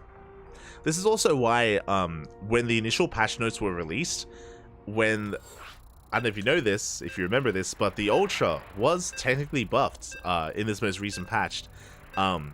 It does unburrow and burrow faster, actually. And I was like, yo, this is a Dark buff. Because Dark, like Lings, whenever he gets momentum, he will also like burrow Ultras like in your bases and in your mineral lines. And that change specifically is applicable to Dark. I don't know any other player that does that. I don't know any other Zerg player that actually uses burrow as much, as often as Dark. I know Cyril does it a little bit as well, but I don't think he does it as often. Regardless, we're getting into our next game, and spawning in the bottom right hand corner of Oceanborn, we have the French Terran player representing Team Liquid down in this series, but not out. Not yet. It is Clem.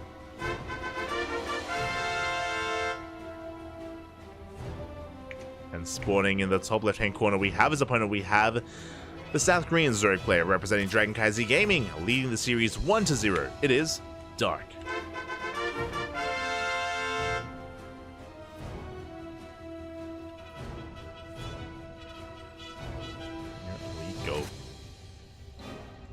I'm going to be going for a low ground 2x, actually. Whipping out a page out of Bjorn's book. And yeah, the downside to this, of course, is that whenever we bring this up, Dark is very well versed in this. I mean, he just beat Bjorn, by the way. He just did beat him. So I'm sure he's going to be fully prepared to deal with this. We'll see if Clem can accomplish what Bjorn couldn't, as he does open up with a 2x into Reapers.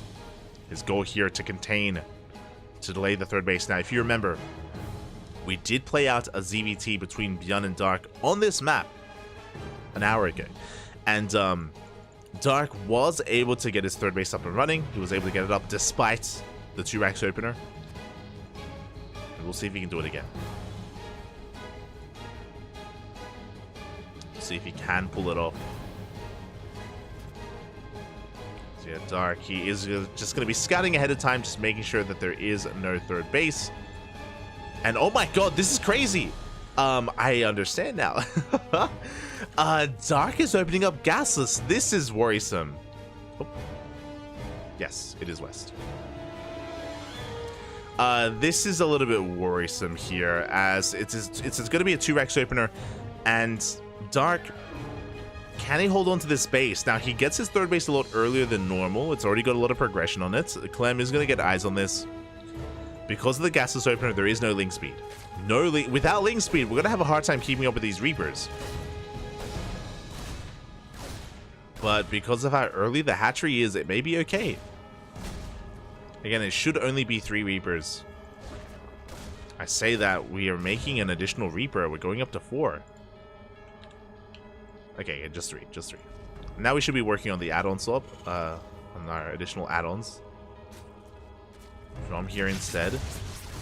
Yeah, Clem, he has to give up on that third base because it's so early, like it's going to finish. The Reapers, they try to dive into the main, but Dark is in position. And Dark shuts this down. 2x opener doesn't really achieve much. It didn't deny a base. It didn't kill anything. Really solid defense here. Really solid opener out of Dark. I would give him the edge at this point. I do think he's a little bit ahead after this build. Back at home, it's going to be a 2x into a factory, into a third CC. So Clem is not going all in. He is transitioning out of this into a 3CC 2-on-1. And he's going to be pulling a Cure. This is something that Clem and Cure have been doing a lot. Where if you see either one of those players, if they go 2x, they do actually go for an add-on swap, and they make 2 Cyclones. So these 2 Cyclones, they're designed to hunt down Overlords, like this one. Hunt down Overlords and maintain map control. Cure has been very fond of this, and so has Clem. I'm not sure if Maru has. We haven't casted too much Maru on this channel recently. We casted him in GSL, but he played very distinctly in GSL this season. And I haven't seen too much of Maru's TVZs in WTL this season yet. As Reapers are moving out.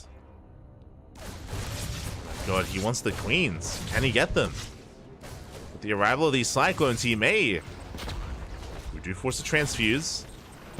Looks like we're going to be going for an Overlord first. And the first Overlord is going to go down. Oh, we even get the Queen. Not quite. A rough lock on there. We're going to be reinforcing with Hellions. Another Overlord is not going to go down. Dark Belly does hold on. Clutch transfuses. And behind this, we have continued Hellion production.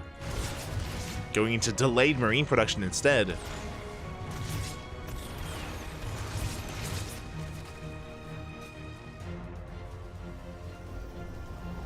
As Clem is now working towards his medevacs. Additional Marines on the way. Double Eva chamber for 1-1.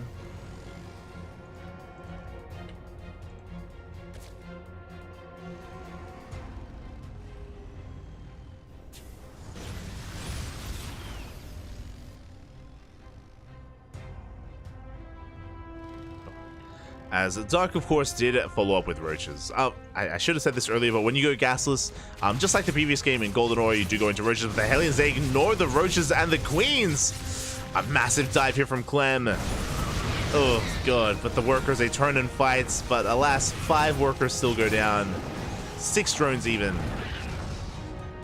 Quite a lot of economic damage, bearing in mind that Hellions do lose value over time, especially against roaches. So throwing away your Hellions for 6 drones, a pretty good trade for Clem. And he kept the Cyclones alive as well. He knew that the Cyclones have more value, does preserve them. Double drop is moving out. So this is a late double drop, a late stim drop, I should say. It's at 6 minutes. Just because of the Hellion and Cyclone production does hit later. Oh, but there is no creep. Uh-oh. Dark, can he protect this base? He's gonna try to dive in, but nah, we should force a cancel. 4th base is gonna be denied, and I'm getting some deja vu. If you remember, depending on who has map control and who has momentum, it's gonna be very difficult for either player to get a 4th. And at the moment, that is applicable to Dark. Getting a 4th base on Oceanborn is a very difficult thing to do, and we saw Dark struggle and fail to do so against Beyond. I think Dark, if you remember, he lost his 4th base 5 times against Beyond. As Beyond, he just kept bouncing back and forth over and over again at the 4th and 5th base location, denying bases and eventually snowballing out of control. And that was the game that Beyond did win on Oceanborn in that best of 3. Of course, I'm sure Clem is fully aware of, you know, the advantages of this map and making use of them. He's going to be reinforcing with another drop as well. Tank line is getting set up. We have a 2nd tank, 2 more gases. We're working towards a 4th CC. Clem is steering forward.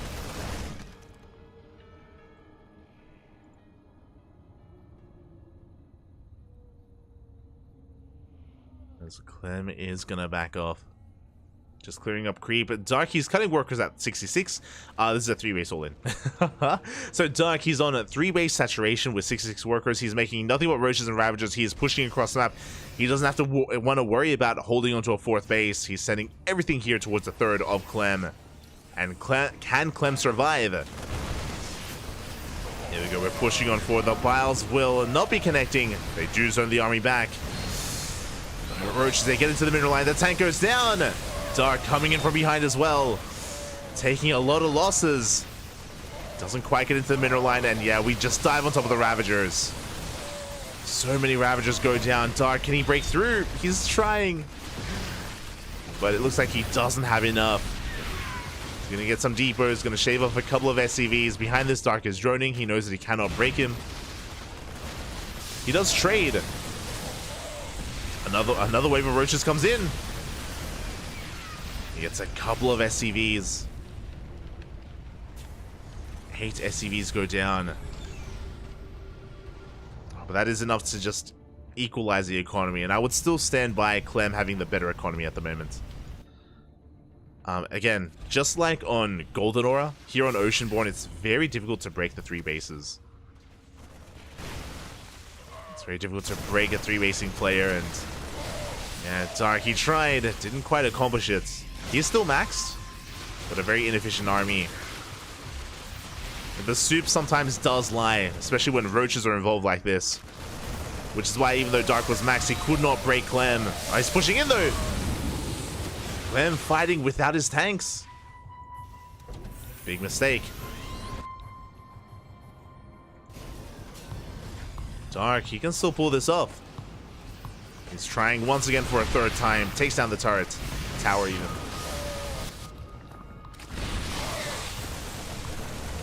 Trading with the Marines. There is a drop in towards the main base, but Dark is able to keep up for now. As he's backing off, he's droning. We have Link Speed on the way, 2-2, and a Hydra Den. So Dark is transitioning into a later game, into a higher form of army.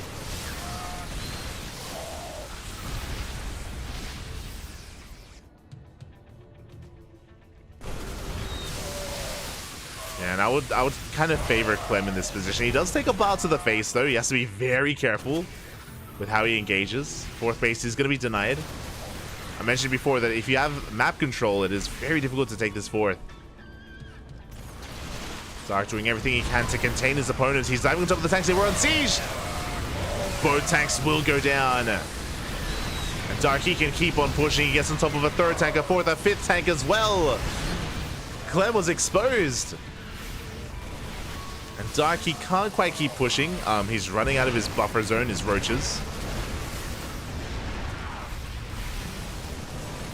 But Dark is going to back off. And Clem is trading quite well here towards the end. And he gets what? 1, 2, 3, 4, 5 Ravagers. Oh my god. Ravagers getting picked off one after the other. Dark being forced back. But behind this, he's getting into Hydra Lurker. Lurker Den is on the way. I believe the Hive, yep, the Hive is done. We can get into Vipers. So Dark is refining his army. Clem does finally take the space. What's important as well, Dark hasn't been droning. Dark is still on 3 base saturation. Ooh, and now bases are going to start falling. Yeah, we can commit, and the 5th base is going to go down for Dark. At the same time, he doesn't get the tank. No shot. The tank and the Liberator survive. Dark, he's in a lot of trouble. He's in a lot of trouble. He needs a Lurker to survive. As Clem has a lot of momentum going his way, Clem does have the better economy. He's up in workers. He's even in bases. He's got a 5th CC in production. And this is slipping away from Dark. When I say that, I don't know if Dark ever was really ahead. He was aggressive earlier, but again, only with Roach Ravager. Clem likewise has to respect the position of his opponent. Doesn't quite get surrounded. Hydras have arrived. Lurker upgrades are on the way. Lurker range is done. Now we have Adaptive Talons. And now Dark can work on, yeah, the Lunkers, Bobby. They're on the way.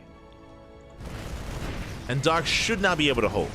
It isn't just Lurkers. He has Vipers as well. He has Blinding Clouds. Clem is pushing, but Dark is far more prepared this time. It's still going to be close, though. That's still a lot of tanks.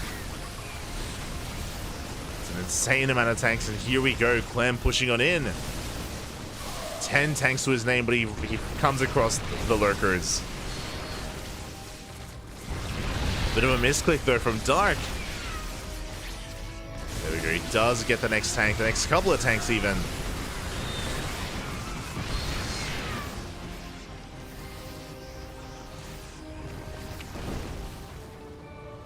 Again, Dark, he just has to keep on picking off these tanks whenever he can. He needs a little bit more time, though, onto those Vipers. The tanks are exposed. Once again, 2, 3 tanks go down.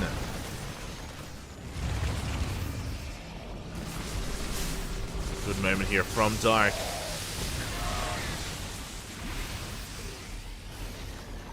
He's holding. Vipers are now full of energy. They get 2 tanks. The Ghosts have arrived. Only 1 Viper is left. But Dark is doing a great job of just picking away at this time. Oh! The final Viper goes down. Big overextension from Dark. And what's important is that Dark, he doesn't have an economy. He doesn't have a 5th base. He's still stuck on 4 bases. Clem, he's snowballing out of control. Even though Clem is trading and he's been losing tanks. Like, he has been bleeding out a lot of tanks. But he can afford it.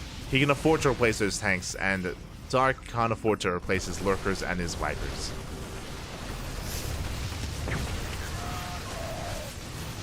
Another Lurker goes down. Good target firing out of Clem. He's going to be backing up, retreating towards the would-be 5th. Dark going for his own big counterattack, though. He comes across an orbital. Greedy move here from Clem, making his 4th base an orbital instead of a planetary. Snipes are coming in, though. Clem, he's in position.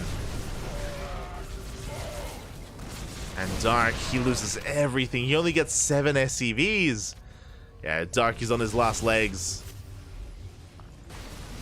He's barely holding on. Going for 1 big counterattack. This is all he has left. There is potential.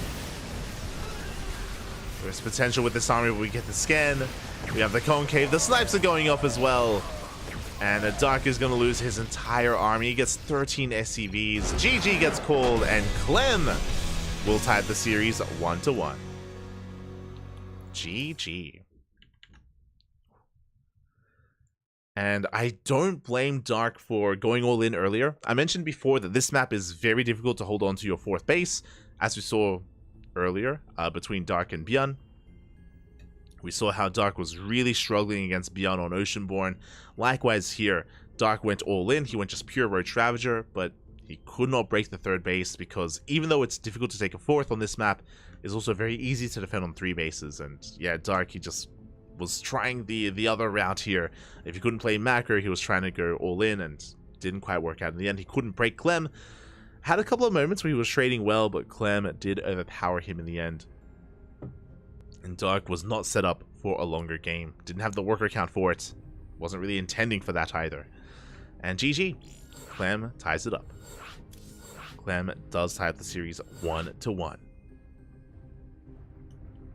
I think this is something that I appreciate the most out of the new map pool, now that I think about it. We have had map pools in the past where a lot of maps are very similar, right? There's like maybe 1 or 2 unique features about them, but they don't really change too much of that dynamic of the game. But that's the difference about this new map pool, is that every map is very unique and it does allow for very different playstyles. Oceanborn, Golden Aura, Alcyone, Radisson Station. Radisson Station is a bit of an extreme version of that, but yeah, they all kind of allow for different playstyles, and they favor different playstyles as well. I still feel like Dark hasn't quite... I don't know, I was gonna say that like Dark not vetoing Oceanborn is still something that perplexes me, just because we've seen a lot of Zoe players struggle on Oceanborn. But I'm sure there's a lot of thought behind the rest of his vetoes. I'm wondering what they are, though. In a best of 5, he would only have 2 vetoes. And yeah, I wonder what his second veto is. Maybe Hardlead? Because of the rush distance by ground, Hardlead can be a very difficult map as well. So he may favor Oceanborn over Hardlead.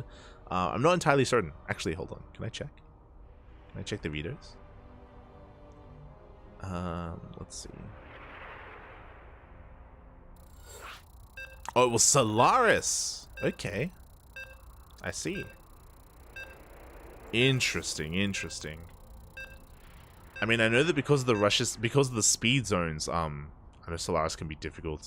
And the base layout as well. Fair enough, fair enough. Basically, when you look at Solaris, it's a big map, yes, but there are so many choke points. And like throughout the entirety of like the center and the north and the south, there are just so many areas where Terran players can just, yeah, set up quite well and even turtle and cut the map in half. So it looks like Dark has been vetoing Solaris. But here we go, spawning in the bottom right hand corner. We have the French Terran player representing Team Liquid, tying up the series 1-1 in that last game. It is Clem. And spawning in the top left hand corner, we have his opponent. We have the South Korean Zerg player representing CranKy Gaming. It is Dark.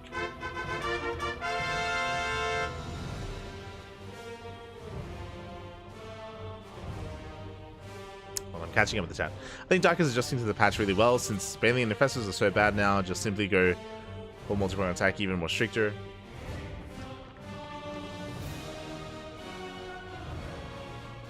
Yeah. I mean, in a much more standard game, I do think that's kind of what he does rely on quite a lot of, actually. It's really cool to see. Really cool to see, and I think we may even see that here on Side Delta. Speaking of the maps and how unique they are, Side Delta, of course, a very long map, and we have seen players really struggle to defend their fringe bases on this. I do think that you can set up on 4, but getting a 5th base, once we get into a longer game, the 5th base is where things can get a little bit more difficult, and a player like Dark can just pull you apart and take advantage of you. But we'll see. We'll see if we do get there. So far, Clem going for a Rax Expand. Very standard opener out of Clem.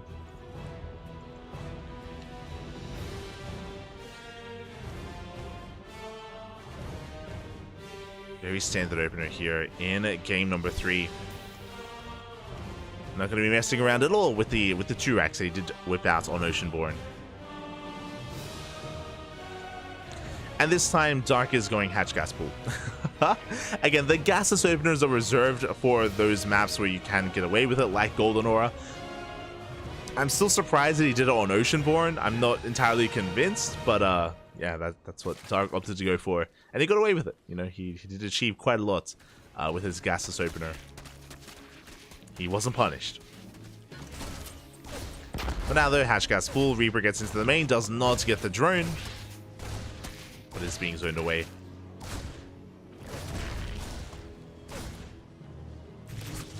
Up! Up! Oh my god. The Reaper barely does escape. 1 shot away from going down, but will manage to get away from the Queens. Ooh, as Clem is going to be going for a 3rd CC. It's going to be a faster CC opener here from our Terran. So very economic from Clem.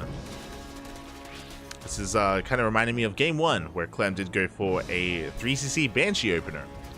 And we could be seeing that here as well. And Stark is just setting up here, just saturating his bases, getting his 3rd.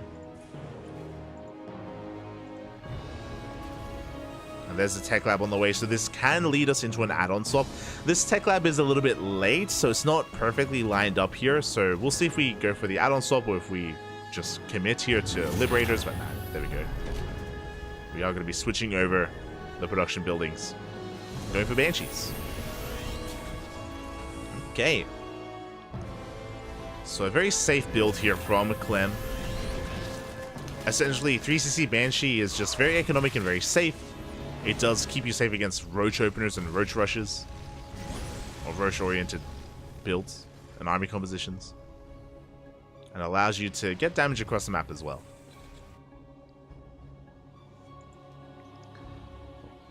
As Dark is just going to be main outing over towards his 3rd base. We haven't seen a Roach Warren. This is looking like Ling Bane for the most part. We're just droning. Queens are going to keep up with the Hellions, and we have Lings just in case the Hellions dive in. So everything is by the book so far. Very standard play from both players. We're at the 4-minute 30 mark, so at this point we should be seeing a lair from Dark. He's just throwing down his Spore Crawlers, droning up. Keeping up with the rotations of these Hellions, making sure that there isn't an opening into a mineral line. And so far there isn't. Meanwhile, there's that lair. As we mentioned before, the Hellions, they do dive in towards the natural base, but the Lings are waiting. The Lings are in position, and Clem doesn't commit. But again, he's keen. He's keen. He's looking for any kind of opportunity. Behind this, he's taking his 3rd base. He's getting his Raxes. Cloak is about to finish, but the Spores are in position. They are ready. Alongside the lair, we have the Baneling Nest, so we're going to be going into, we should be going into fast Baneling speed. Then into our double Evo chambers for 1-1.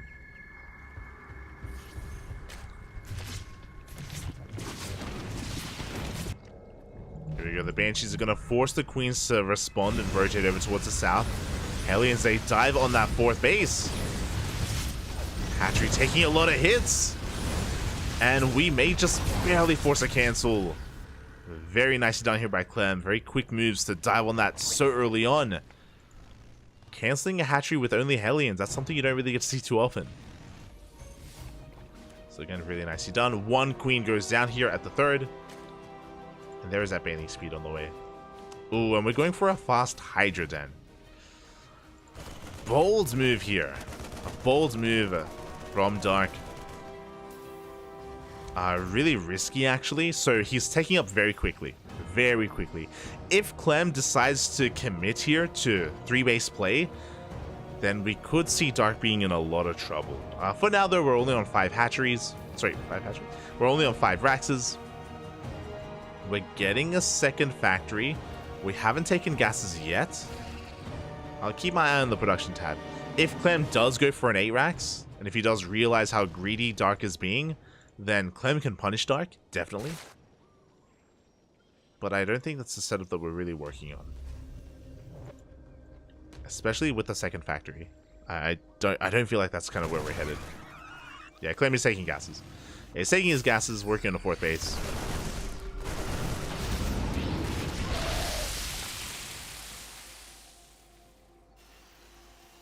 Clem is looking at a longer game here, which means Darky's getting away with all this tech. We have Hydras on the way, Infestation Bit for Hive Tech. And Darky is going to be able to saturate and drone up to 80. Dark is in an ideal position. There's that 4cc that we were talking about.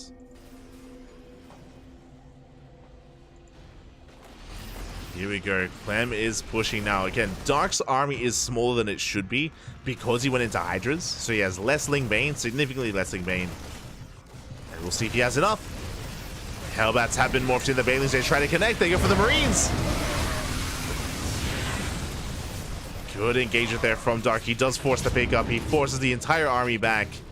And that was a close hold. Again, Dark is down in army supply, but now his economy is going to kick in. Again, Dark, his army supply was low because of his teching, because the Infestation Bit's done and the Hydrogen as well. But now that he survived the first push, Dark should be catching up and overtaking Clem. As Dark is focusing on nothing but Ling Bane. I do have a mine drop coming in towards the third base. Darky does react. Does react in time. Fifth base under fire as well. There's no creep. Dark having a hard time engaging. Another double drop moving out once again even. As 3 drones went down. Clem is going to back off, and Clem maintains his supply lead as well. Up! Oof. 4 drones go down. Dark is taking a blow to his economy. A lot of lost mining time. And Dark is droning. Up! Oh no! As his Baileys, they will connect with part of the army. He does have to back off from here. Again, 20 more Lings in production. We're running out of Bailings. Dark, he's committing very hard here off of creep. He will force the pick up. Cleans up the Widow Mines as well.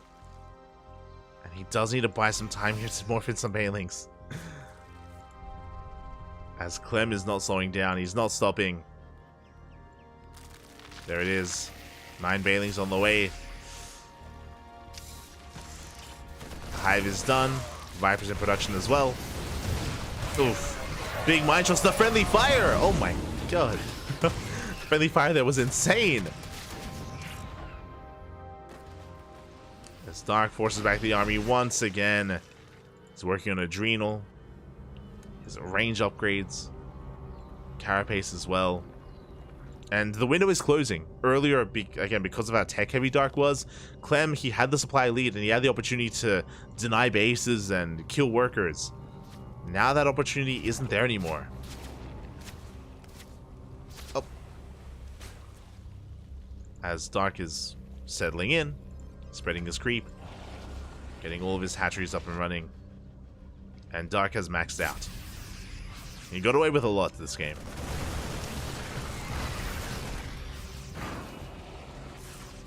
He's going to be losing a hatchery towards the south. So that at least that is going Clem's way. Does deny the 5th.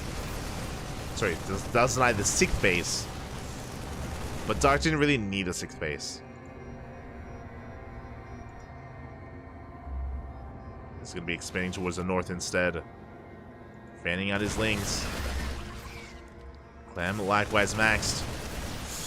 Oh my god, a massive mine shot goes off. Dark losing so many Lings.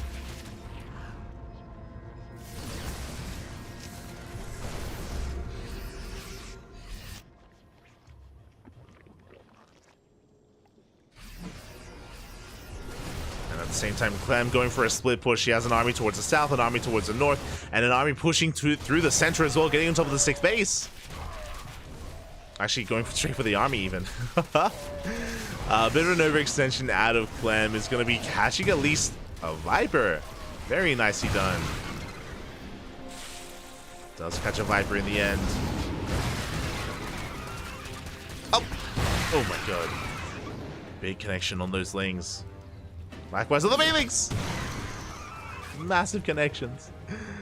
Dark bleeding out a little bit here, but he's still on 80 workers, and he still maintains his 5 bases. He's got his sixth on the way as well. Clem is looking to deny it. Very limited creeps right here. Yeah, Dark, he has been missing his tumors. He hasn't been spreading his creep as effectively as he otherwise could have. He's just been keeping up with the army movement instead. Going for a drop into the main. And Clem is not ready for this. The drop has arrived. Dark trying to double expand. We even have Burrow. Let's go. Jump towards the south, trying to keep up. Bailing run back comes in. 16 workers go down, and Dark is snowballing out of control. He's getting on top of these CCs. Clem is just pulled completely out of position. His main army goes into the main base, so he exposes some of his fringe bases instead. In one swift move, one drop was all it took. And it allowed for 24 workers to go down. We still have lanes in the main. They're burrowed. Ghost gets abducted. And we're breaking into the natural. This is where the main army is, so Dark has to be careful not to overextend, but he's still getting so many depots. And he breaks into the natural base. Taking down more SCVs. We do have a pretty committed drop across the map that's also doing some counter damage as well, to be fair. Dark is racing back home. He does turn back around. Reinforcements are trickling in. Evo chambers are falling. This drop is getting a lot done. Meanwhile, Dark doesn't turn around. He keeps pushing, Papi. I don't think we should. I don't think we need to break the main. We don't need to, but he wants it. God, he has so many Banelings. But there are so many mines. As across the map, it looks like his reinforcements have handled the drop. Clem is forced back.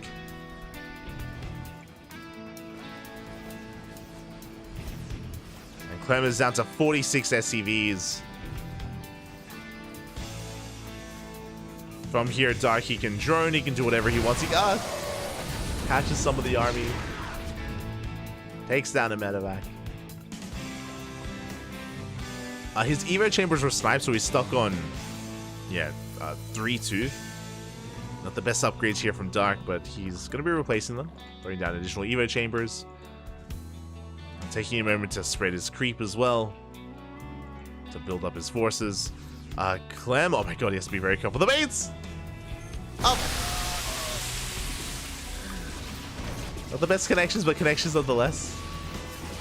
Into the single file of Marine Marauder.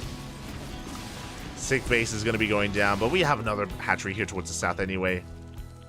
And we're going for another drop into the main. There are Marines here in the main base though, thankfully. We have some units in position.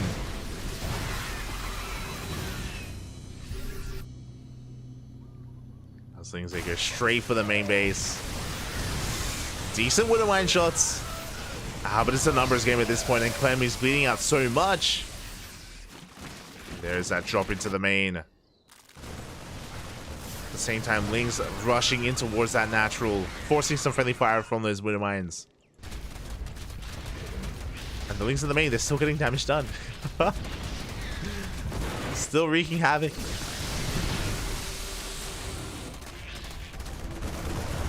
Taking down depots. We still have a couple of Lings in those drops, in those dropper lords.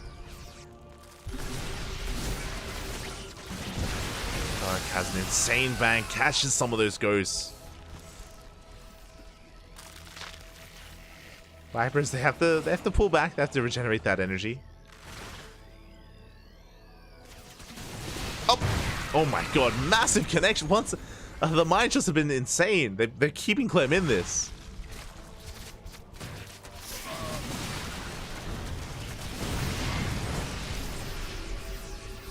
Clem, he may have a crippled economy, but he has a massive army. Another massive mine shot on the Ling Bane. Clem, he can still take a fight. Dark has to back up, loses the base. Does have to retreat. Clem, he's taking this base towards the north. His 5th slowly getting up and running. Dark, he hasn't touched these bases, bear that in mind. He doesn't see, he doesn't know. I mean, he should be aware of at least this 4th base.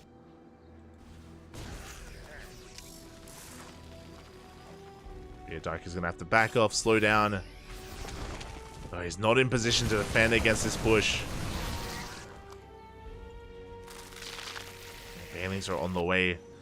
Clem now looking to be the aggressor, looking to try to pull Dark apart.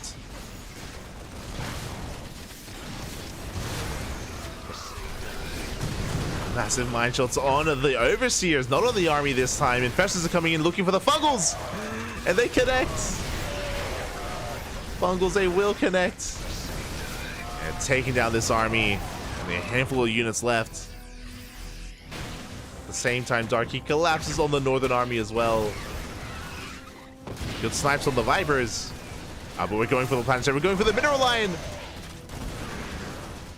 Yeah, the Banes, they connect. They take down the planetary. Dark going for 2 bases at once. He's down to only some Hydras. He has to respect the army of Clem. Has to back off. And Dark, even though he hasn't been losing a lot of drones recently, he hasn't really been mining. He's down to 65 workers. He hasn't been replacing the drones that he's been losing. Good fungal. That is something we have to be wary of. Yeah, the Liberator. The Liberator and this Widow Mine.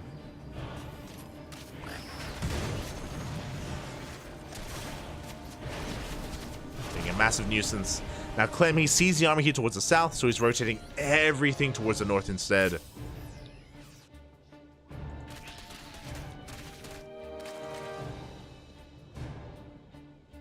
Again, for both players, it's really difficult to defend both locations at once. The yoink! Yeah,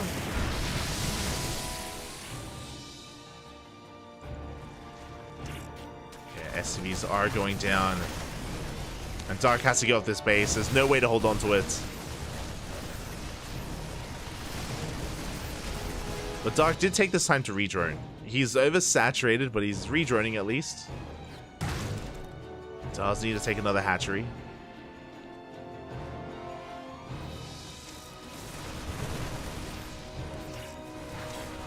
And Clem is stabilizing. He's long distance mining, but he is stabilizing here. If he takes a bad fight, then I don't think Clem can rebuild. But at the same time, Dark doesn't have the most efficient army either. Do we have any spellcasters? We have a lot of Vipers. We have Infestors. Yeah, okay, he can take a fight. Dark, if he consolidates his army, he can take a good fight.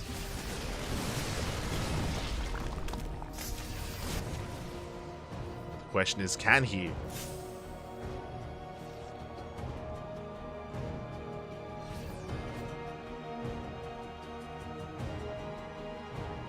As the game will settle from here. Dark, heavily oversaturated, still looking for another base. He's going for +1 range. Let's go. This could still go either way. Like, the worker counts are close enough to kind of give Clem, just allow him to be pretty comparable to that of Dark. Creed Shred still just connecting the bases. Clem, if he takes a good fight, can still snowball this into oh my god! Into a victory as Dark. He takes some big mine shots to the face once again. All it takes is a couple of Widow Mines. Ay, ay, ay. That was brutal.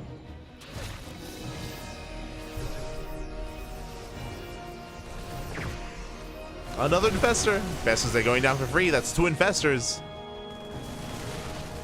That's a kill, not a cancel on that hatchery as well. Dark is falling apart a little bit. Too many mistakes too quickly.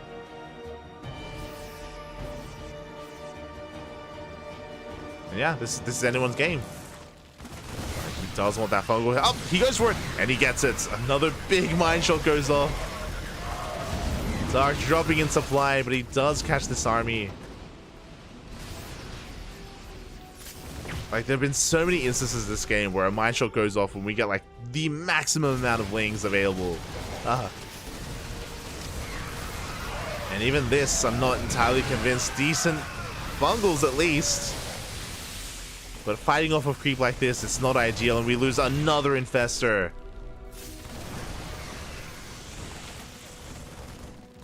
Dark, as the infestor count has been reset. Trying to engage once again off of creep. A good power bomb, but the snipes!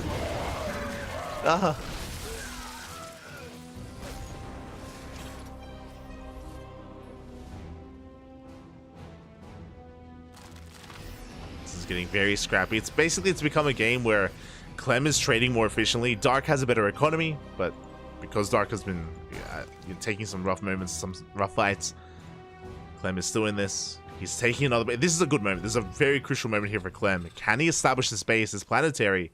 If he can, he's going to run away with this.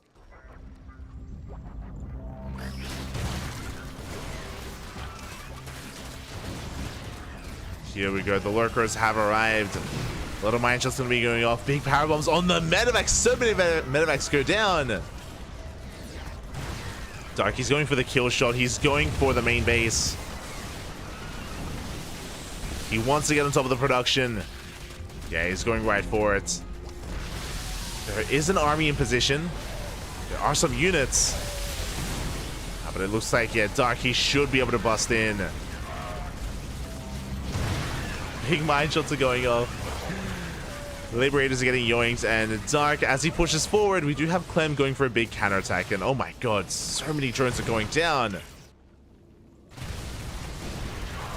So Dark is camping the production. Back at home, he's losing his economy. A lot of drones, bases as well. Dark, he's gonna have to race back home. His Vipers at least are. And Dark, he's gonna lose 2 mining bases. Oh my god. So one player lost their production, the other lost their economy. But Dark does have lurkers. And the production's a pretty big deal. Yeah, as Clem, he's supply blocked, he can't make anything. He's got Raxes on the way. Ghost Academy as well. As Dark is rebuilding here, replenishing his losses, and he can keep on pushing towards that planetary. And Clem, he can't deal with this. Clem actually doesn't really have an army, actually. Clem, he lost all of his ghosts. This is his army. This is all that Clem has left. It looks like Dark has done enough. Clem, he almost brought himself back into this. Like Dark had a massive advantage when he dropped into the main base, when he was just pulling apart Clem and crippling the economy.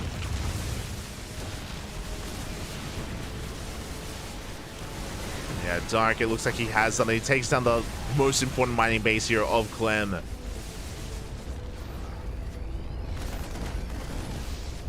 He's trying to hold on here. Clem, he's down to 2 bases. He's down to top right and center right. That's all he has left. But without Ghost, there's no answer to the lurkers. No Ghost, no Liberators. GG gets called, and Dark barely does it. GG. Dark will take a lead in this series 2-1, taking down Clem on Site Delta. GG, well played. Oh my god, a very chaotic game. Very chaotic, Poppy. Initially, Dark was able to take a massive lead. If you remember, things were actually looking a little bit close, really dire even for Dark, where he was being really greedy and Clem was punishing him. And then Dark was able to max out, break free, go for a jump into the main, hit the 3rd base, push into the natural, took control of the main base, and yeah, from that moment he was ahead economically. From that moment he did take an economic lead. Clem was clawing his way back into it, made a game out of it, made it very close, but alas, Dark was able to just leverage that better economy, leverage it, and yeah, snowball into a win. GG. GG, well played. Ugh. And our next game is going to be on Hard Lead. Oh boy.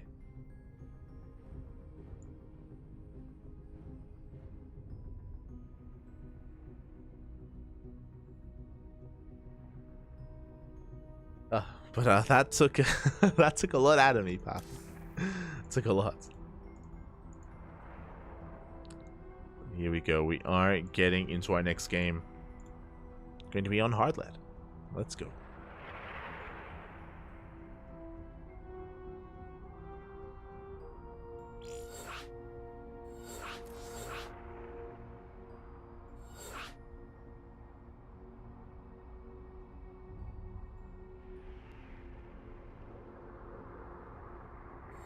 Catching up.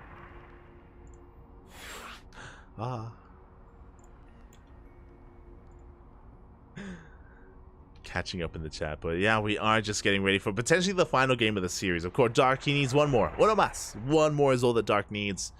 Clem needs to win this game to force the ace match, to bring it to game 5. Here we go.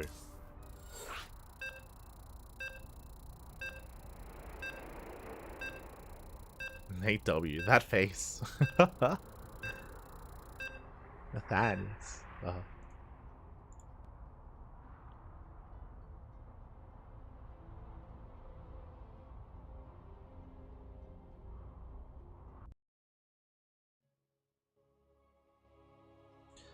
But here we go. This is where it could all end. Clem, he needs your help. He needs your support, Bobby. He needs it. If we want to make a series out of this, if we want to go all the way to the ace match, and here he is spawning in the bottom right hand corner of hard lead, we have the French Terran player representing Team Liquid down in this series, but looking to fight back, looking to force that game 5. It is Clem. And spawning in the top left hand corner, we have his opponent. We have the South Korean Zerg player, the blue Zerg representing CranKy Gaming. It is Dark. I just realized that the title was wrong on YouTube. God damn it. Lovely, lovely. Oh, can I fix that? Can I fix that live? Yeah, we'll fix it.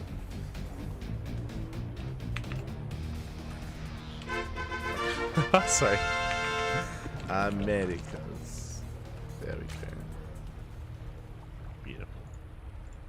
Alright, here we go. It all ends here, and so far we do have Dark going for a hatch gas pool.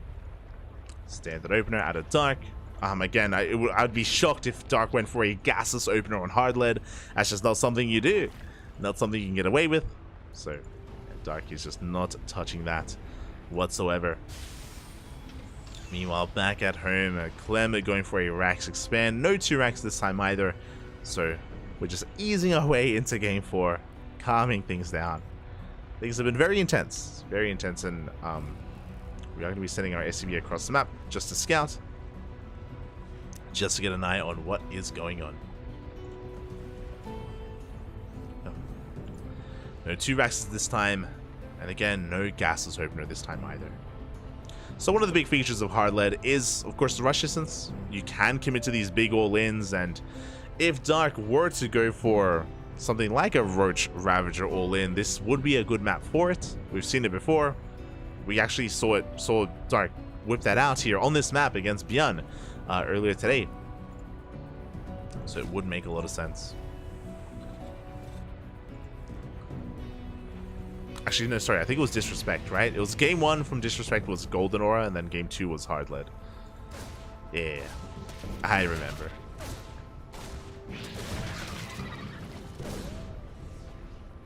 So we'll see what kind of approach we go for, as Clem is going to be going for a 3cc opener once again. Should be a 3cc Banshee. Another thing that you can go for to try to punish this is a Link Queen Nidus all-in, which Dark is quite fond of. Does go for the Link Queen Nidus whenever he can.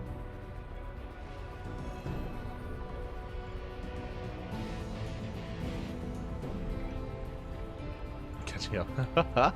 Gave old Nate my prime sub a couple of days ago, all these years. Still love the guy. Like you, good vibe. Yeah, I have a lot of love for Nathanius. I know Nathanius, he has like a bit of a love-hate relationship with the StarCraft community. I know he's been through a lot. He's been through a lot, and he's oh, we do get a couple of SCVs. Let's go! And a full scout of the main. Dark accomplishing a lot here with these lings. Getting 3 SCVs, delays the 3rd CC, and gets a full scout of the main as well. Very nicely done. I was gonna say that I know that Nathanius is he's very jaded. He's very jaded nowadays, you know, with a lot of things going on. But yeah, I like him. I like him a lot. I used to watch a lot of Notre Dame back in the day. It was Nathanius and Rotterdam casting WCS Americas, or WCS Premier League Americas back in the day. Love. Especially, mate, you get Nate like in a TVT or like a Terran matchup, and he can be really passionate. Like, I do appreciate his casting, especially when Terran's involved. I know nowadays he casts a lot less. You know, much love.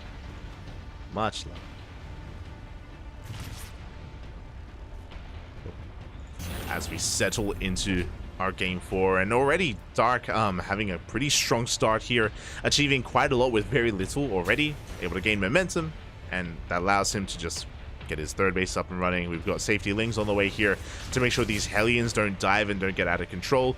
Behind this, he also confirmed the Banshee opener, so spores should be on the way momentarily for Dark as well, as he did get eyes on the 3cc 1 or 3cc Banshee, 3cc Starport build. Overlords are on the way.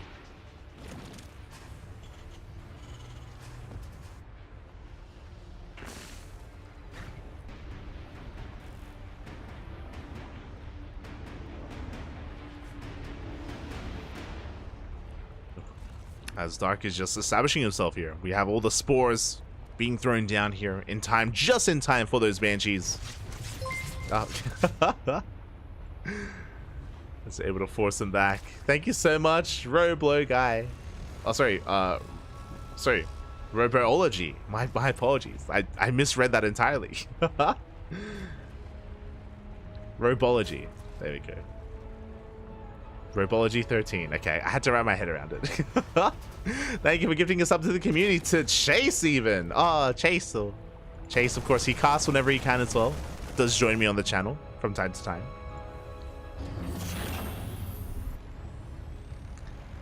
From time to time, as Clem is going to be threatening a dive here with his Hellions. At the same time, the Lings also threaten a dive as well. They don't quite make it into the natural, but they do collapse on the 3rd base. Oh, good reactions out of Clem. The Hellions, they come back home, and Dark doesn't achieve too much with this. He forces lost mining time, but he didn't kill too many SCVs.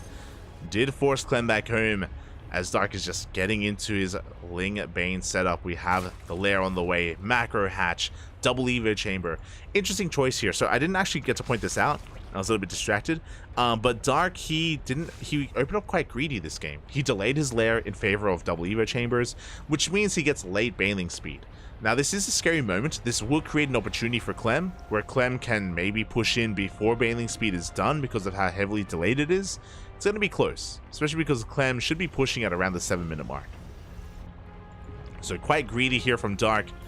Of course, if he can get away with it, he will have quite a lead in upgrades, as 2-2 is going to be on the horizon here as soon as 1-1 finishes. Meanwhile, the Banshees, they may not have killed too many workers, but they do deny a hatchery here on the top right. They force a cancel on that base.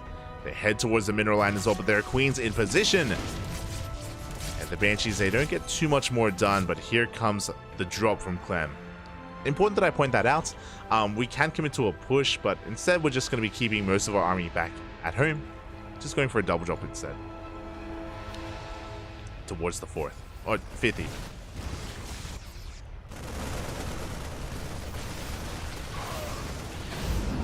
Here we go. He does trade quite well here against the Lings, but he doesn't quite deny the 4th base. Hellions are ready to dive in. I keep saying 4th. Deny the 5th base. Hellions are ready to dive into the 4th, but the Queens are in position. Hive is on the way. 2-2 starts up immediately here for Dark. And it feels like he's getting away with quite a lot here. Clem, he didn't go into any tank production. I'm a little bit shocked. No tank, straight into Widow Mines instead. I know the Widow Mines, they did well for him in game 1, don't get me wrong, but yeah, it's not a tank push.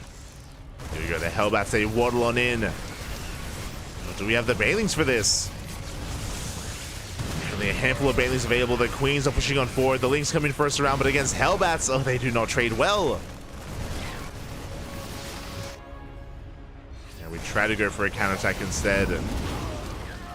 Hot pickup from Clem, able to avoid disaster. Dark is holding with his queens though, as he doesn't lose too much ground. Not the most efficient trades out of Dark even here. Oh, bleeding out a lot of Lings. Not the most efficient trades, but he is holding. 2-2 on the horizon. Here come reinforcements. So Clem trying to snowball out of control. He wants to break this fourth. Good mine shots. Yeah, more Widow Mines are waddling in to reinforce. The Hellbats doing a great job tanking. But the Baileys, they connect, and Clem, can he keep pushing? Can he break Dark? It's close. He's on the brink here of breaking him. Gets into a mineral line. Drones are going. A lot of drones are going down. 8 workers.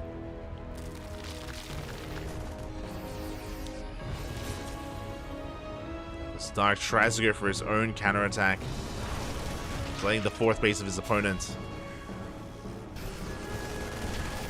He gets 5 SCVs. Does get some damage done. Darky drones back up to 80. Oh, but he moves out a little bit too soon. Come back. Okay, he does pull back in the end. They're going to be able to deal with this drop, and he's going for a massive counterattack instead. He wants that mineral line. He wants to punish his base, and he will get these SCVs. The Baileys, they're just chilling. Bailey's going to be forward here, but it looks like, yeah, they were spotted. They were spotted just in time. Clem will survive the counterattack, and Dark is in a lot of trouble, actually. Yeah, he's been missing injects. Missing injects. He has a bank, but he's not quite spending all of his money. He can't. Yeah, no injects here in the main base either. Just because of how aggressive Clem has been, the queens have been busy.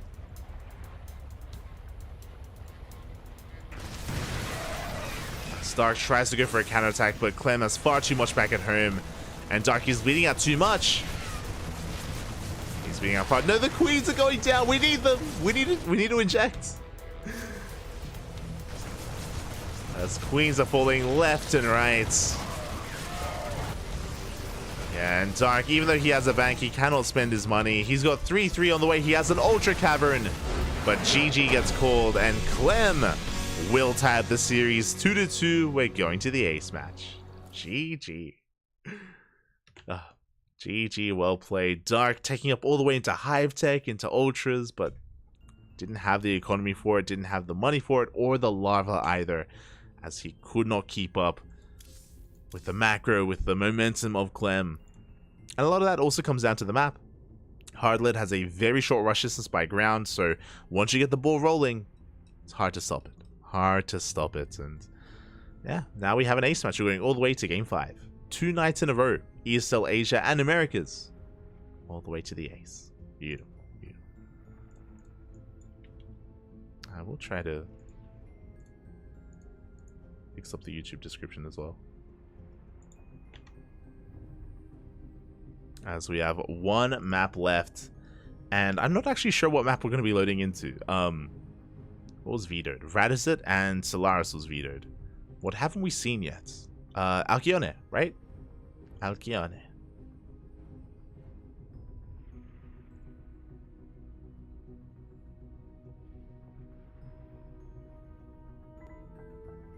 I believe that should be our final map.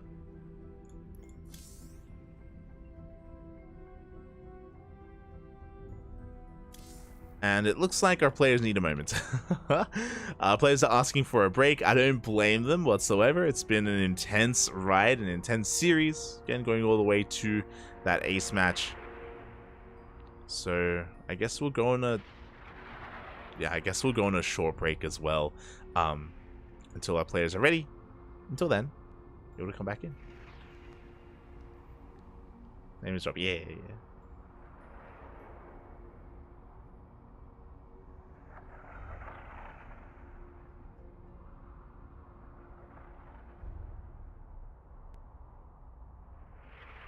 Moxie. His cast back in the day with Roddy, some of my favorites. Yeah. He had some good stuff with Roddy.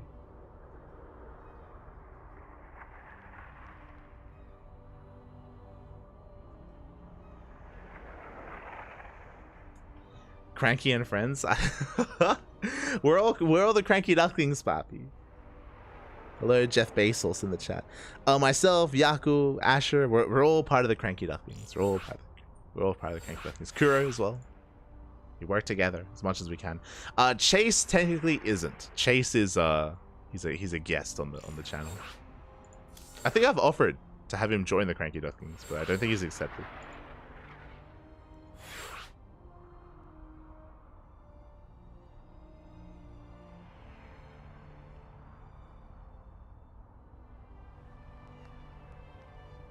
Mainstream sounded disjointed at times. I mean, yeah, that can happen, especially if someone has an off day. Obviously, the downside is I'm not able to watch the mainstream when we're casting the B stream. Like, I don't know what's happening. Not able to keep up. But overall, I hope people have been enjoying ESL Masters Winter. Hope you've been enjoying. One day will be on the mainstream. One day. Fun fact: I was actually offered. When was this? 2022. Last year I was offered maybe 2021 as well. I was offered to be on the mainstream for Oceania. This was before Oceania, rest of Asia was merged with Taiwan and China this year. So it was last year and the year before. I was offered to be on the mainstream to cast with Pig and Maynard. But I did end up turning them down. The reason why, one, I wasn't feeling too confident about it. But I also turned them down because then who would handle the B stream? Especially for our region, for the Oceanic region, like with Miyamaika, with Ranger, with T-Bull, with everyone, with Raza. Like, we know the players, and I knew that we would do them justice just because we cast them on a weekly basis. So I was really concerned that if they got like some of the other guys to cast the B stream of Oceania, that it wouldn't be too good. So yeah, I did. Fun fact: I did end up turning them down. That was last year. But here we go. We're getting into the ace match and spawning in the top right-hand corner of Alcyone. We have the French Terran player representing Team Liquid. It is Clem. Forcing the ace match. Let's go. And spawning in the bottom left-hand corner, we have his opponent. We have the South Korean Zerg player representing CranKy Z Gaming. It is Dark. And this is it. This is where it all ends. Also, my thought process was, whenever I did turn it down, I think it was last year, maybe the year before. My thought process was like, oh, I'll have more opportunities to cover the mainstream. It'll be fine. Then next minute we get merged. And because Oceania and China and Taiwan, they all got merged into one region. This year, I'm sure it's well known, this year the budget for the casters was cut. So in years past, they would have one set of casters cover the first half, which would be like Taiwan, China, Hong Kong, Oceania, that region. You'd have one set of casters, which would be like Pig and Maynard and Zeph and Pilsky and potentially myself. And then halfway through the night, they would switch and it would go over to the European broadcast, which would be Wardy and Rotterdam, De Muslim, for example, all those guys. But because everything was merged, now they don't do that anymore, and it's one broadcast for the whole thing, like one set of casters for the whole thing. Which means, I think there was a Reddit thread a couple of days ago about how because of that, it means that the Australian casters aren't really being considered. Like, that's why Pig isn't a part of it, for example, because he would have to do a whole night, or Maynard, and yeah, it does mean that we have less opportunities, which is a shame. It technically it could mean that maybe I missed my chance on being on the mainstream, which is a shame if that's true. Like if I don't have another opportunity like that would be a shame, but it's okay. It's okay, Papi, it's okay. I'm happy here on the Cranky Ducklings. Happy. As we get into our game.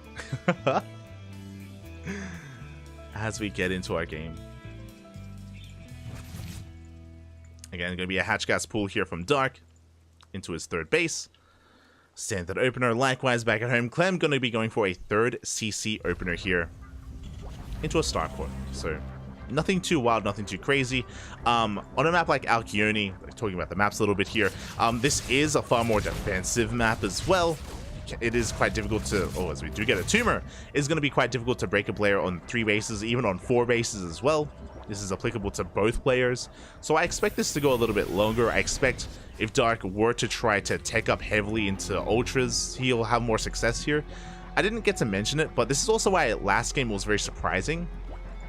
The rush distance by ground on hard lead is very short, so I think someone in the chat was asking about it. Yes, hard lead is a map where if you get momentum, you can just end the game. Like, you can be very aggressive on hard lead, as we saw Clem doing, and it's very hard to, you know, to take momentum away from your opposing player. And yeah, it's why I was shocked. I was a little bit surprised that Dark was taking up into Hive on hard lead of all maps. Like, that's crazy. you can't get away with that map. You can't get away, and he didn't. So I do think that was a really risky maneuver out of Dark to rush into Hive in such a manner. When he's up against a player like Clem, or I say player like Clem, but a player of the quality, of the caliber of Clem, because obviously they'd be able to punish you, and Clem was able to punish Dark. Oh, so we're going all in. Roach 1 is thrown down to Overlord speed as well. This Overlord speed is very early and very suspect. I imagine this is going to be to send queens across the map as well. This is lined up with the lair. So one way or another, I believe Dark is looking to end the game. He does have an Overlord in position on the right hand side. I believe this is going to be for a push, but we'll see. As these like queen roach pushes are mainly spotted. Yeah, there we go. I was going to say these queen roach pushes are mainly a thing in ZVP. Raynor does do them in this matchup as well against meching players, but there it is. We're just sending everything across the map. The queens, the roaches, the lings. We're all in. Now Clem does see the Dropper-Lord. He spots this. He's reacting. We have a bunker on the way. Banshees as well. It was 3cc Banshee, of course. We could even do with a second bunker on the low ground as well. As Dark is arriving. Oh, do we have detection though? Ay. Oh, the juggling. Let's go. Banshees, they don't shoot up. They do not shoot up. Oh, as these Banshees are doing so much damage to these roaches. One roach does go down. Could go for another.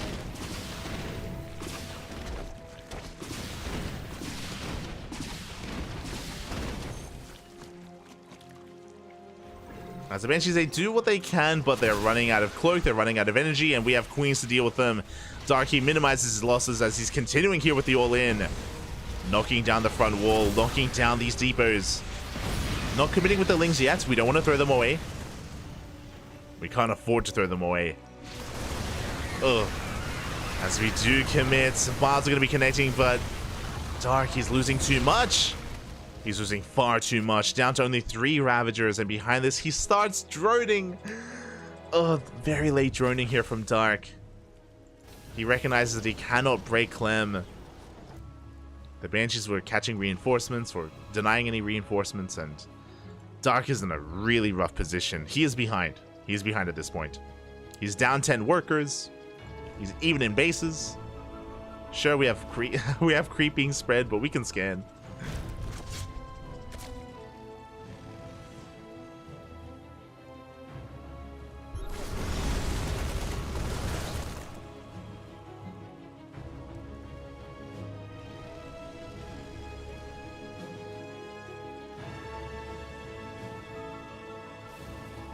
And eventually we'll be able to retake and reclaim control of this third. And yeah, Dark, he's got some catching up to do. We have an infestation pit. This should be for infestors, for safety infestors, to like survive the next couple of minutes. And yeah, emphasis on that because Clem is up 30 supply. Like he is far, this is 30 army supply as well. This push is going to be brutal. And I'm going to be shocked if Dark can hold on. There it is. 4 infestors are on the way. That is going to be 4 fungal growths available. And we need to make them count. We have a 5th infestor as well, and Clem is just snowballing out of control. Even with fungals, we don't even have that many roaches or that many ravagers. How do we defend against it? How do we stop this push? Here we go. The pressure is on. The army has arrived. And moving on forward towards that natural base. We're still waiting for those fungals. The infestors, they've arrived. Oh, the first one gets wasted. Now we have 4 left. 4 fungals remaining. It was 5 in total. Now Clemmy does scan. He does see the army. He's going to back off, actually. Up. So we do barely land a fungal there. We catch 1 tank. Darky's crazy. And he survives. Clem, he just did not want to risk it. Did not want to risk pushing into all those infestors, and he backs off. He throws down a 4 CC. Clem is still ahead. He's still up in workers and soon to be up in bases. Dark is still only on 3 hatcheries. Oh. That's the Banshees. They come back in. Aye. 7, 8 drones go down. I know that Dark does his best when behind, right? Like he's always the guy that comes back from being in such a deficit and he pulls off these amazing plays, but this is a pretty big deficit. What are the infestors? No! Oh, we do land a fungal, but 2 infestors go down. Oof. Brutal loss there for Dark. Got a 4th hatchery on the way.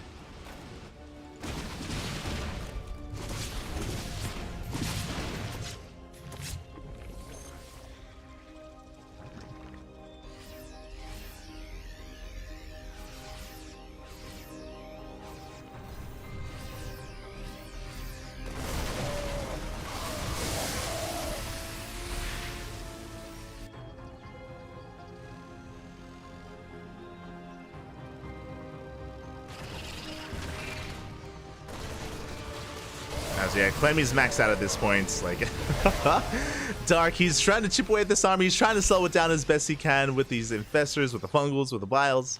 I mean, he's shaving off some units, don't get me wrong. And I catch the army on siege as well. Does connect with one of those fungals. He has 8 infestors. Up. 8 infestors are available. The vials, they will not connect. Darky's just desperately trying to buy time.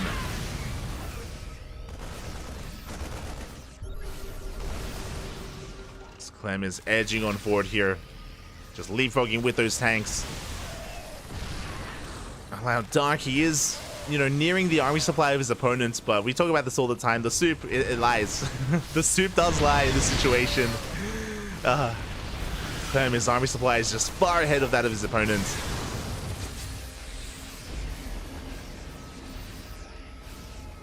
As Road Travager is very inflated.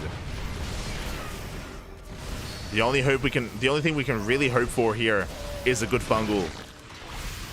Like a miracle fungal growth, and we can just follow it up with vials as well.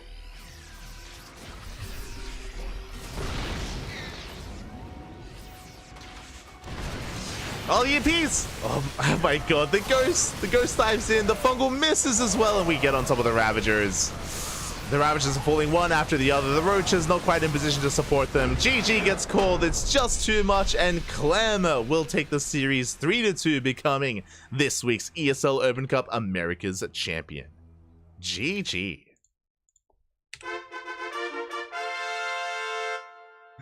GG, well played. Congratulations to Clem as he does bring it all back. He was down 1-2 in this series and he brought it back 2 games in a row and took it here against Dark. Congratulations. My condolences to Dark, but hey, Dark, he won ESL Asia last night. You got to spread the love, you got to spread the prize money here, and he does bow out against Clem.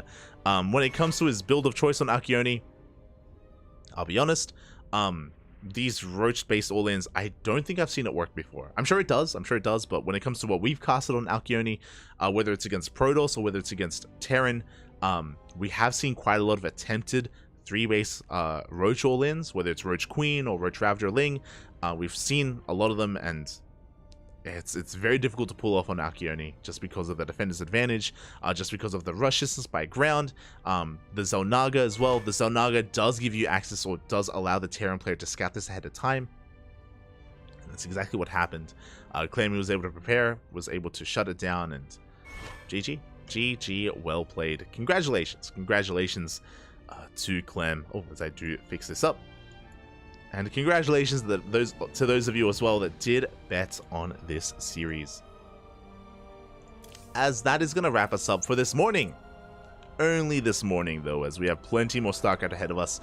We're going to be going on a short break, 3 hours. 3 hours time. I'm going to take this moment to get some food. I'd like some breakfast. I'm going to get some food, get some water. I might stream on my personal channel. I might have a cheeky ladder session just to keep the brain going. I don't think I can afford to nap, but in 3 hours time, we're going to be live with World Team League, with WTL. I'm tempted to get some sleep, but I don't think I should. I'm concerned that if I sleep, I won't wake up. We have to cover WTL tonight, and we may also do some co-streaming of ESL Masters in the evening as well, just because I do have to adjust. We're going to be casting the B stream tomorrow, so not tonight, but tomorrow for ESL Masters Winter. We will be covering the B stream, and yeah, we're going to be live. Going to be live here for you. Not here on the official B stream channel. Regardless, thanks so much for watching. Thanks so much for your support. If you are unsatiated, if you want some more StarCraft, again, in 3 hours, we're going to be doing a catch-up stream on World Team League. The reason why it's a catch-up stream is because on Sunday, over the weekend, we were casting on the B stream of ESL, which means that we couldn't cast World Team League. We could only do one. We couldn't do both, unfortunately. So we're going to be having a catch-up stream of Day 3 of Round 5 of WTL Winter. So if you're curious, that's what we're going to be covering. I believe that was casted live by maybe Rotterdam or maybe Wardy. I think there was some English coverage for it live at the time. But yeah, we're going to be covering it ourselves. So yeah, we will see you guys then. Otherwise, I hope you all enjoyed yourselves. Hope you had a great morning, and hope you have a great week as well. Great week of StarCraft. Starting tomorrow, ESL Masters will be back. It's going to be back in full swing, so be a part of it. Be a part of it. It's a great tournament, great matches, great plays, great players to be had as well, and yeah, it's a good time. Good time, Bobby. Good time.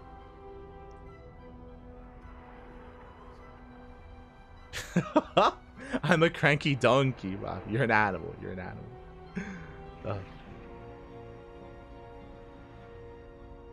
Este baby.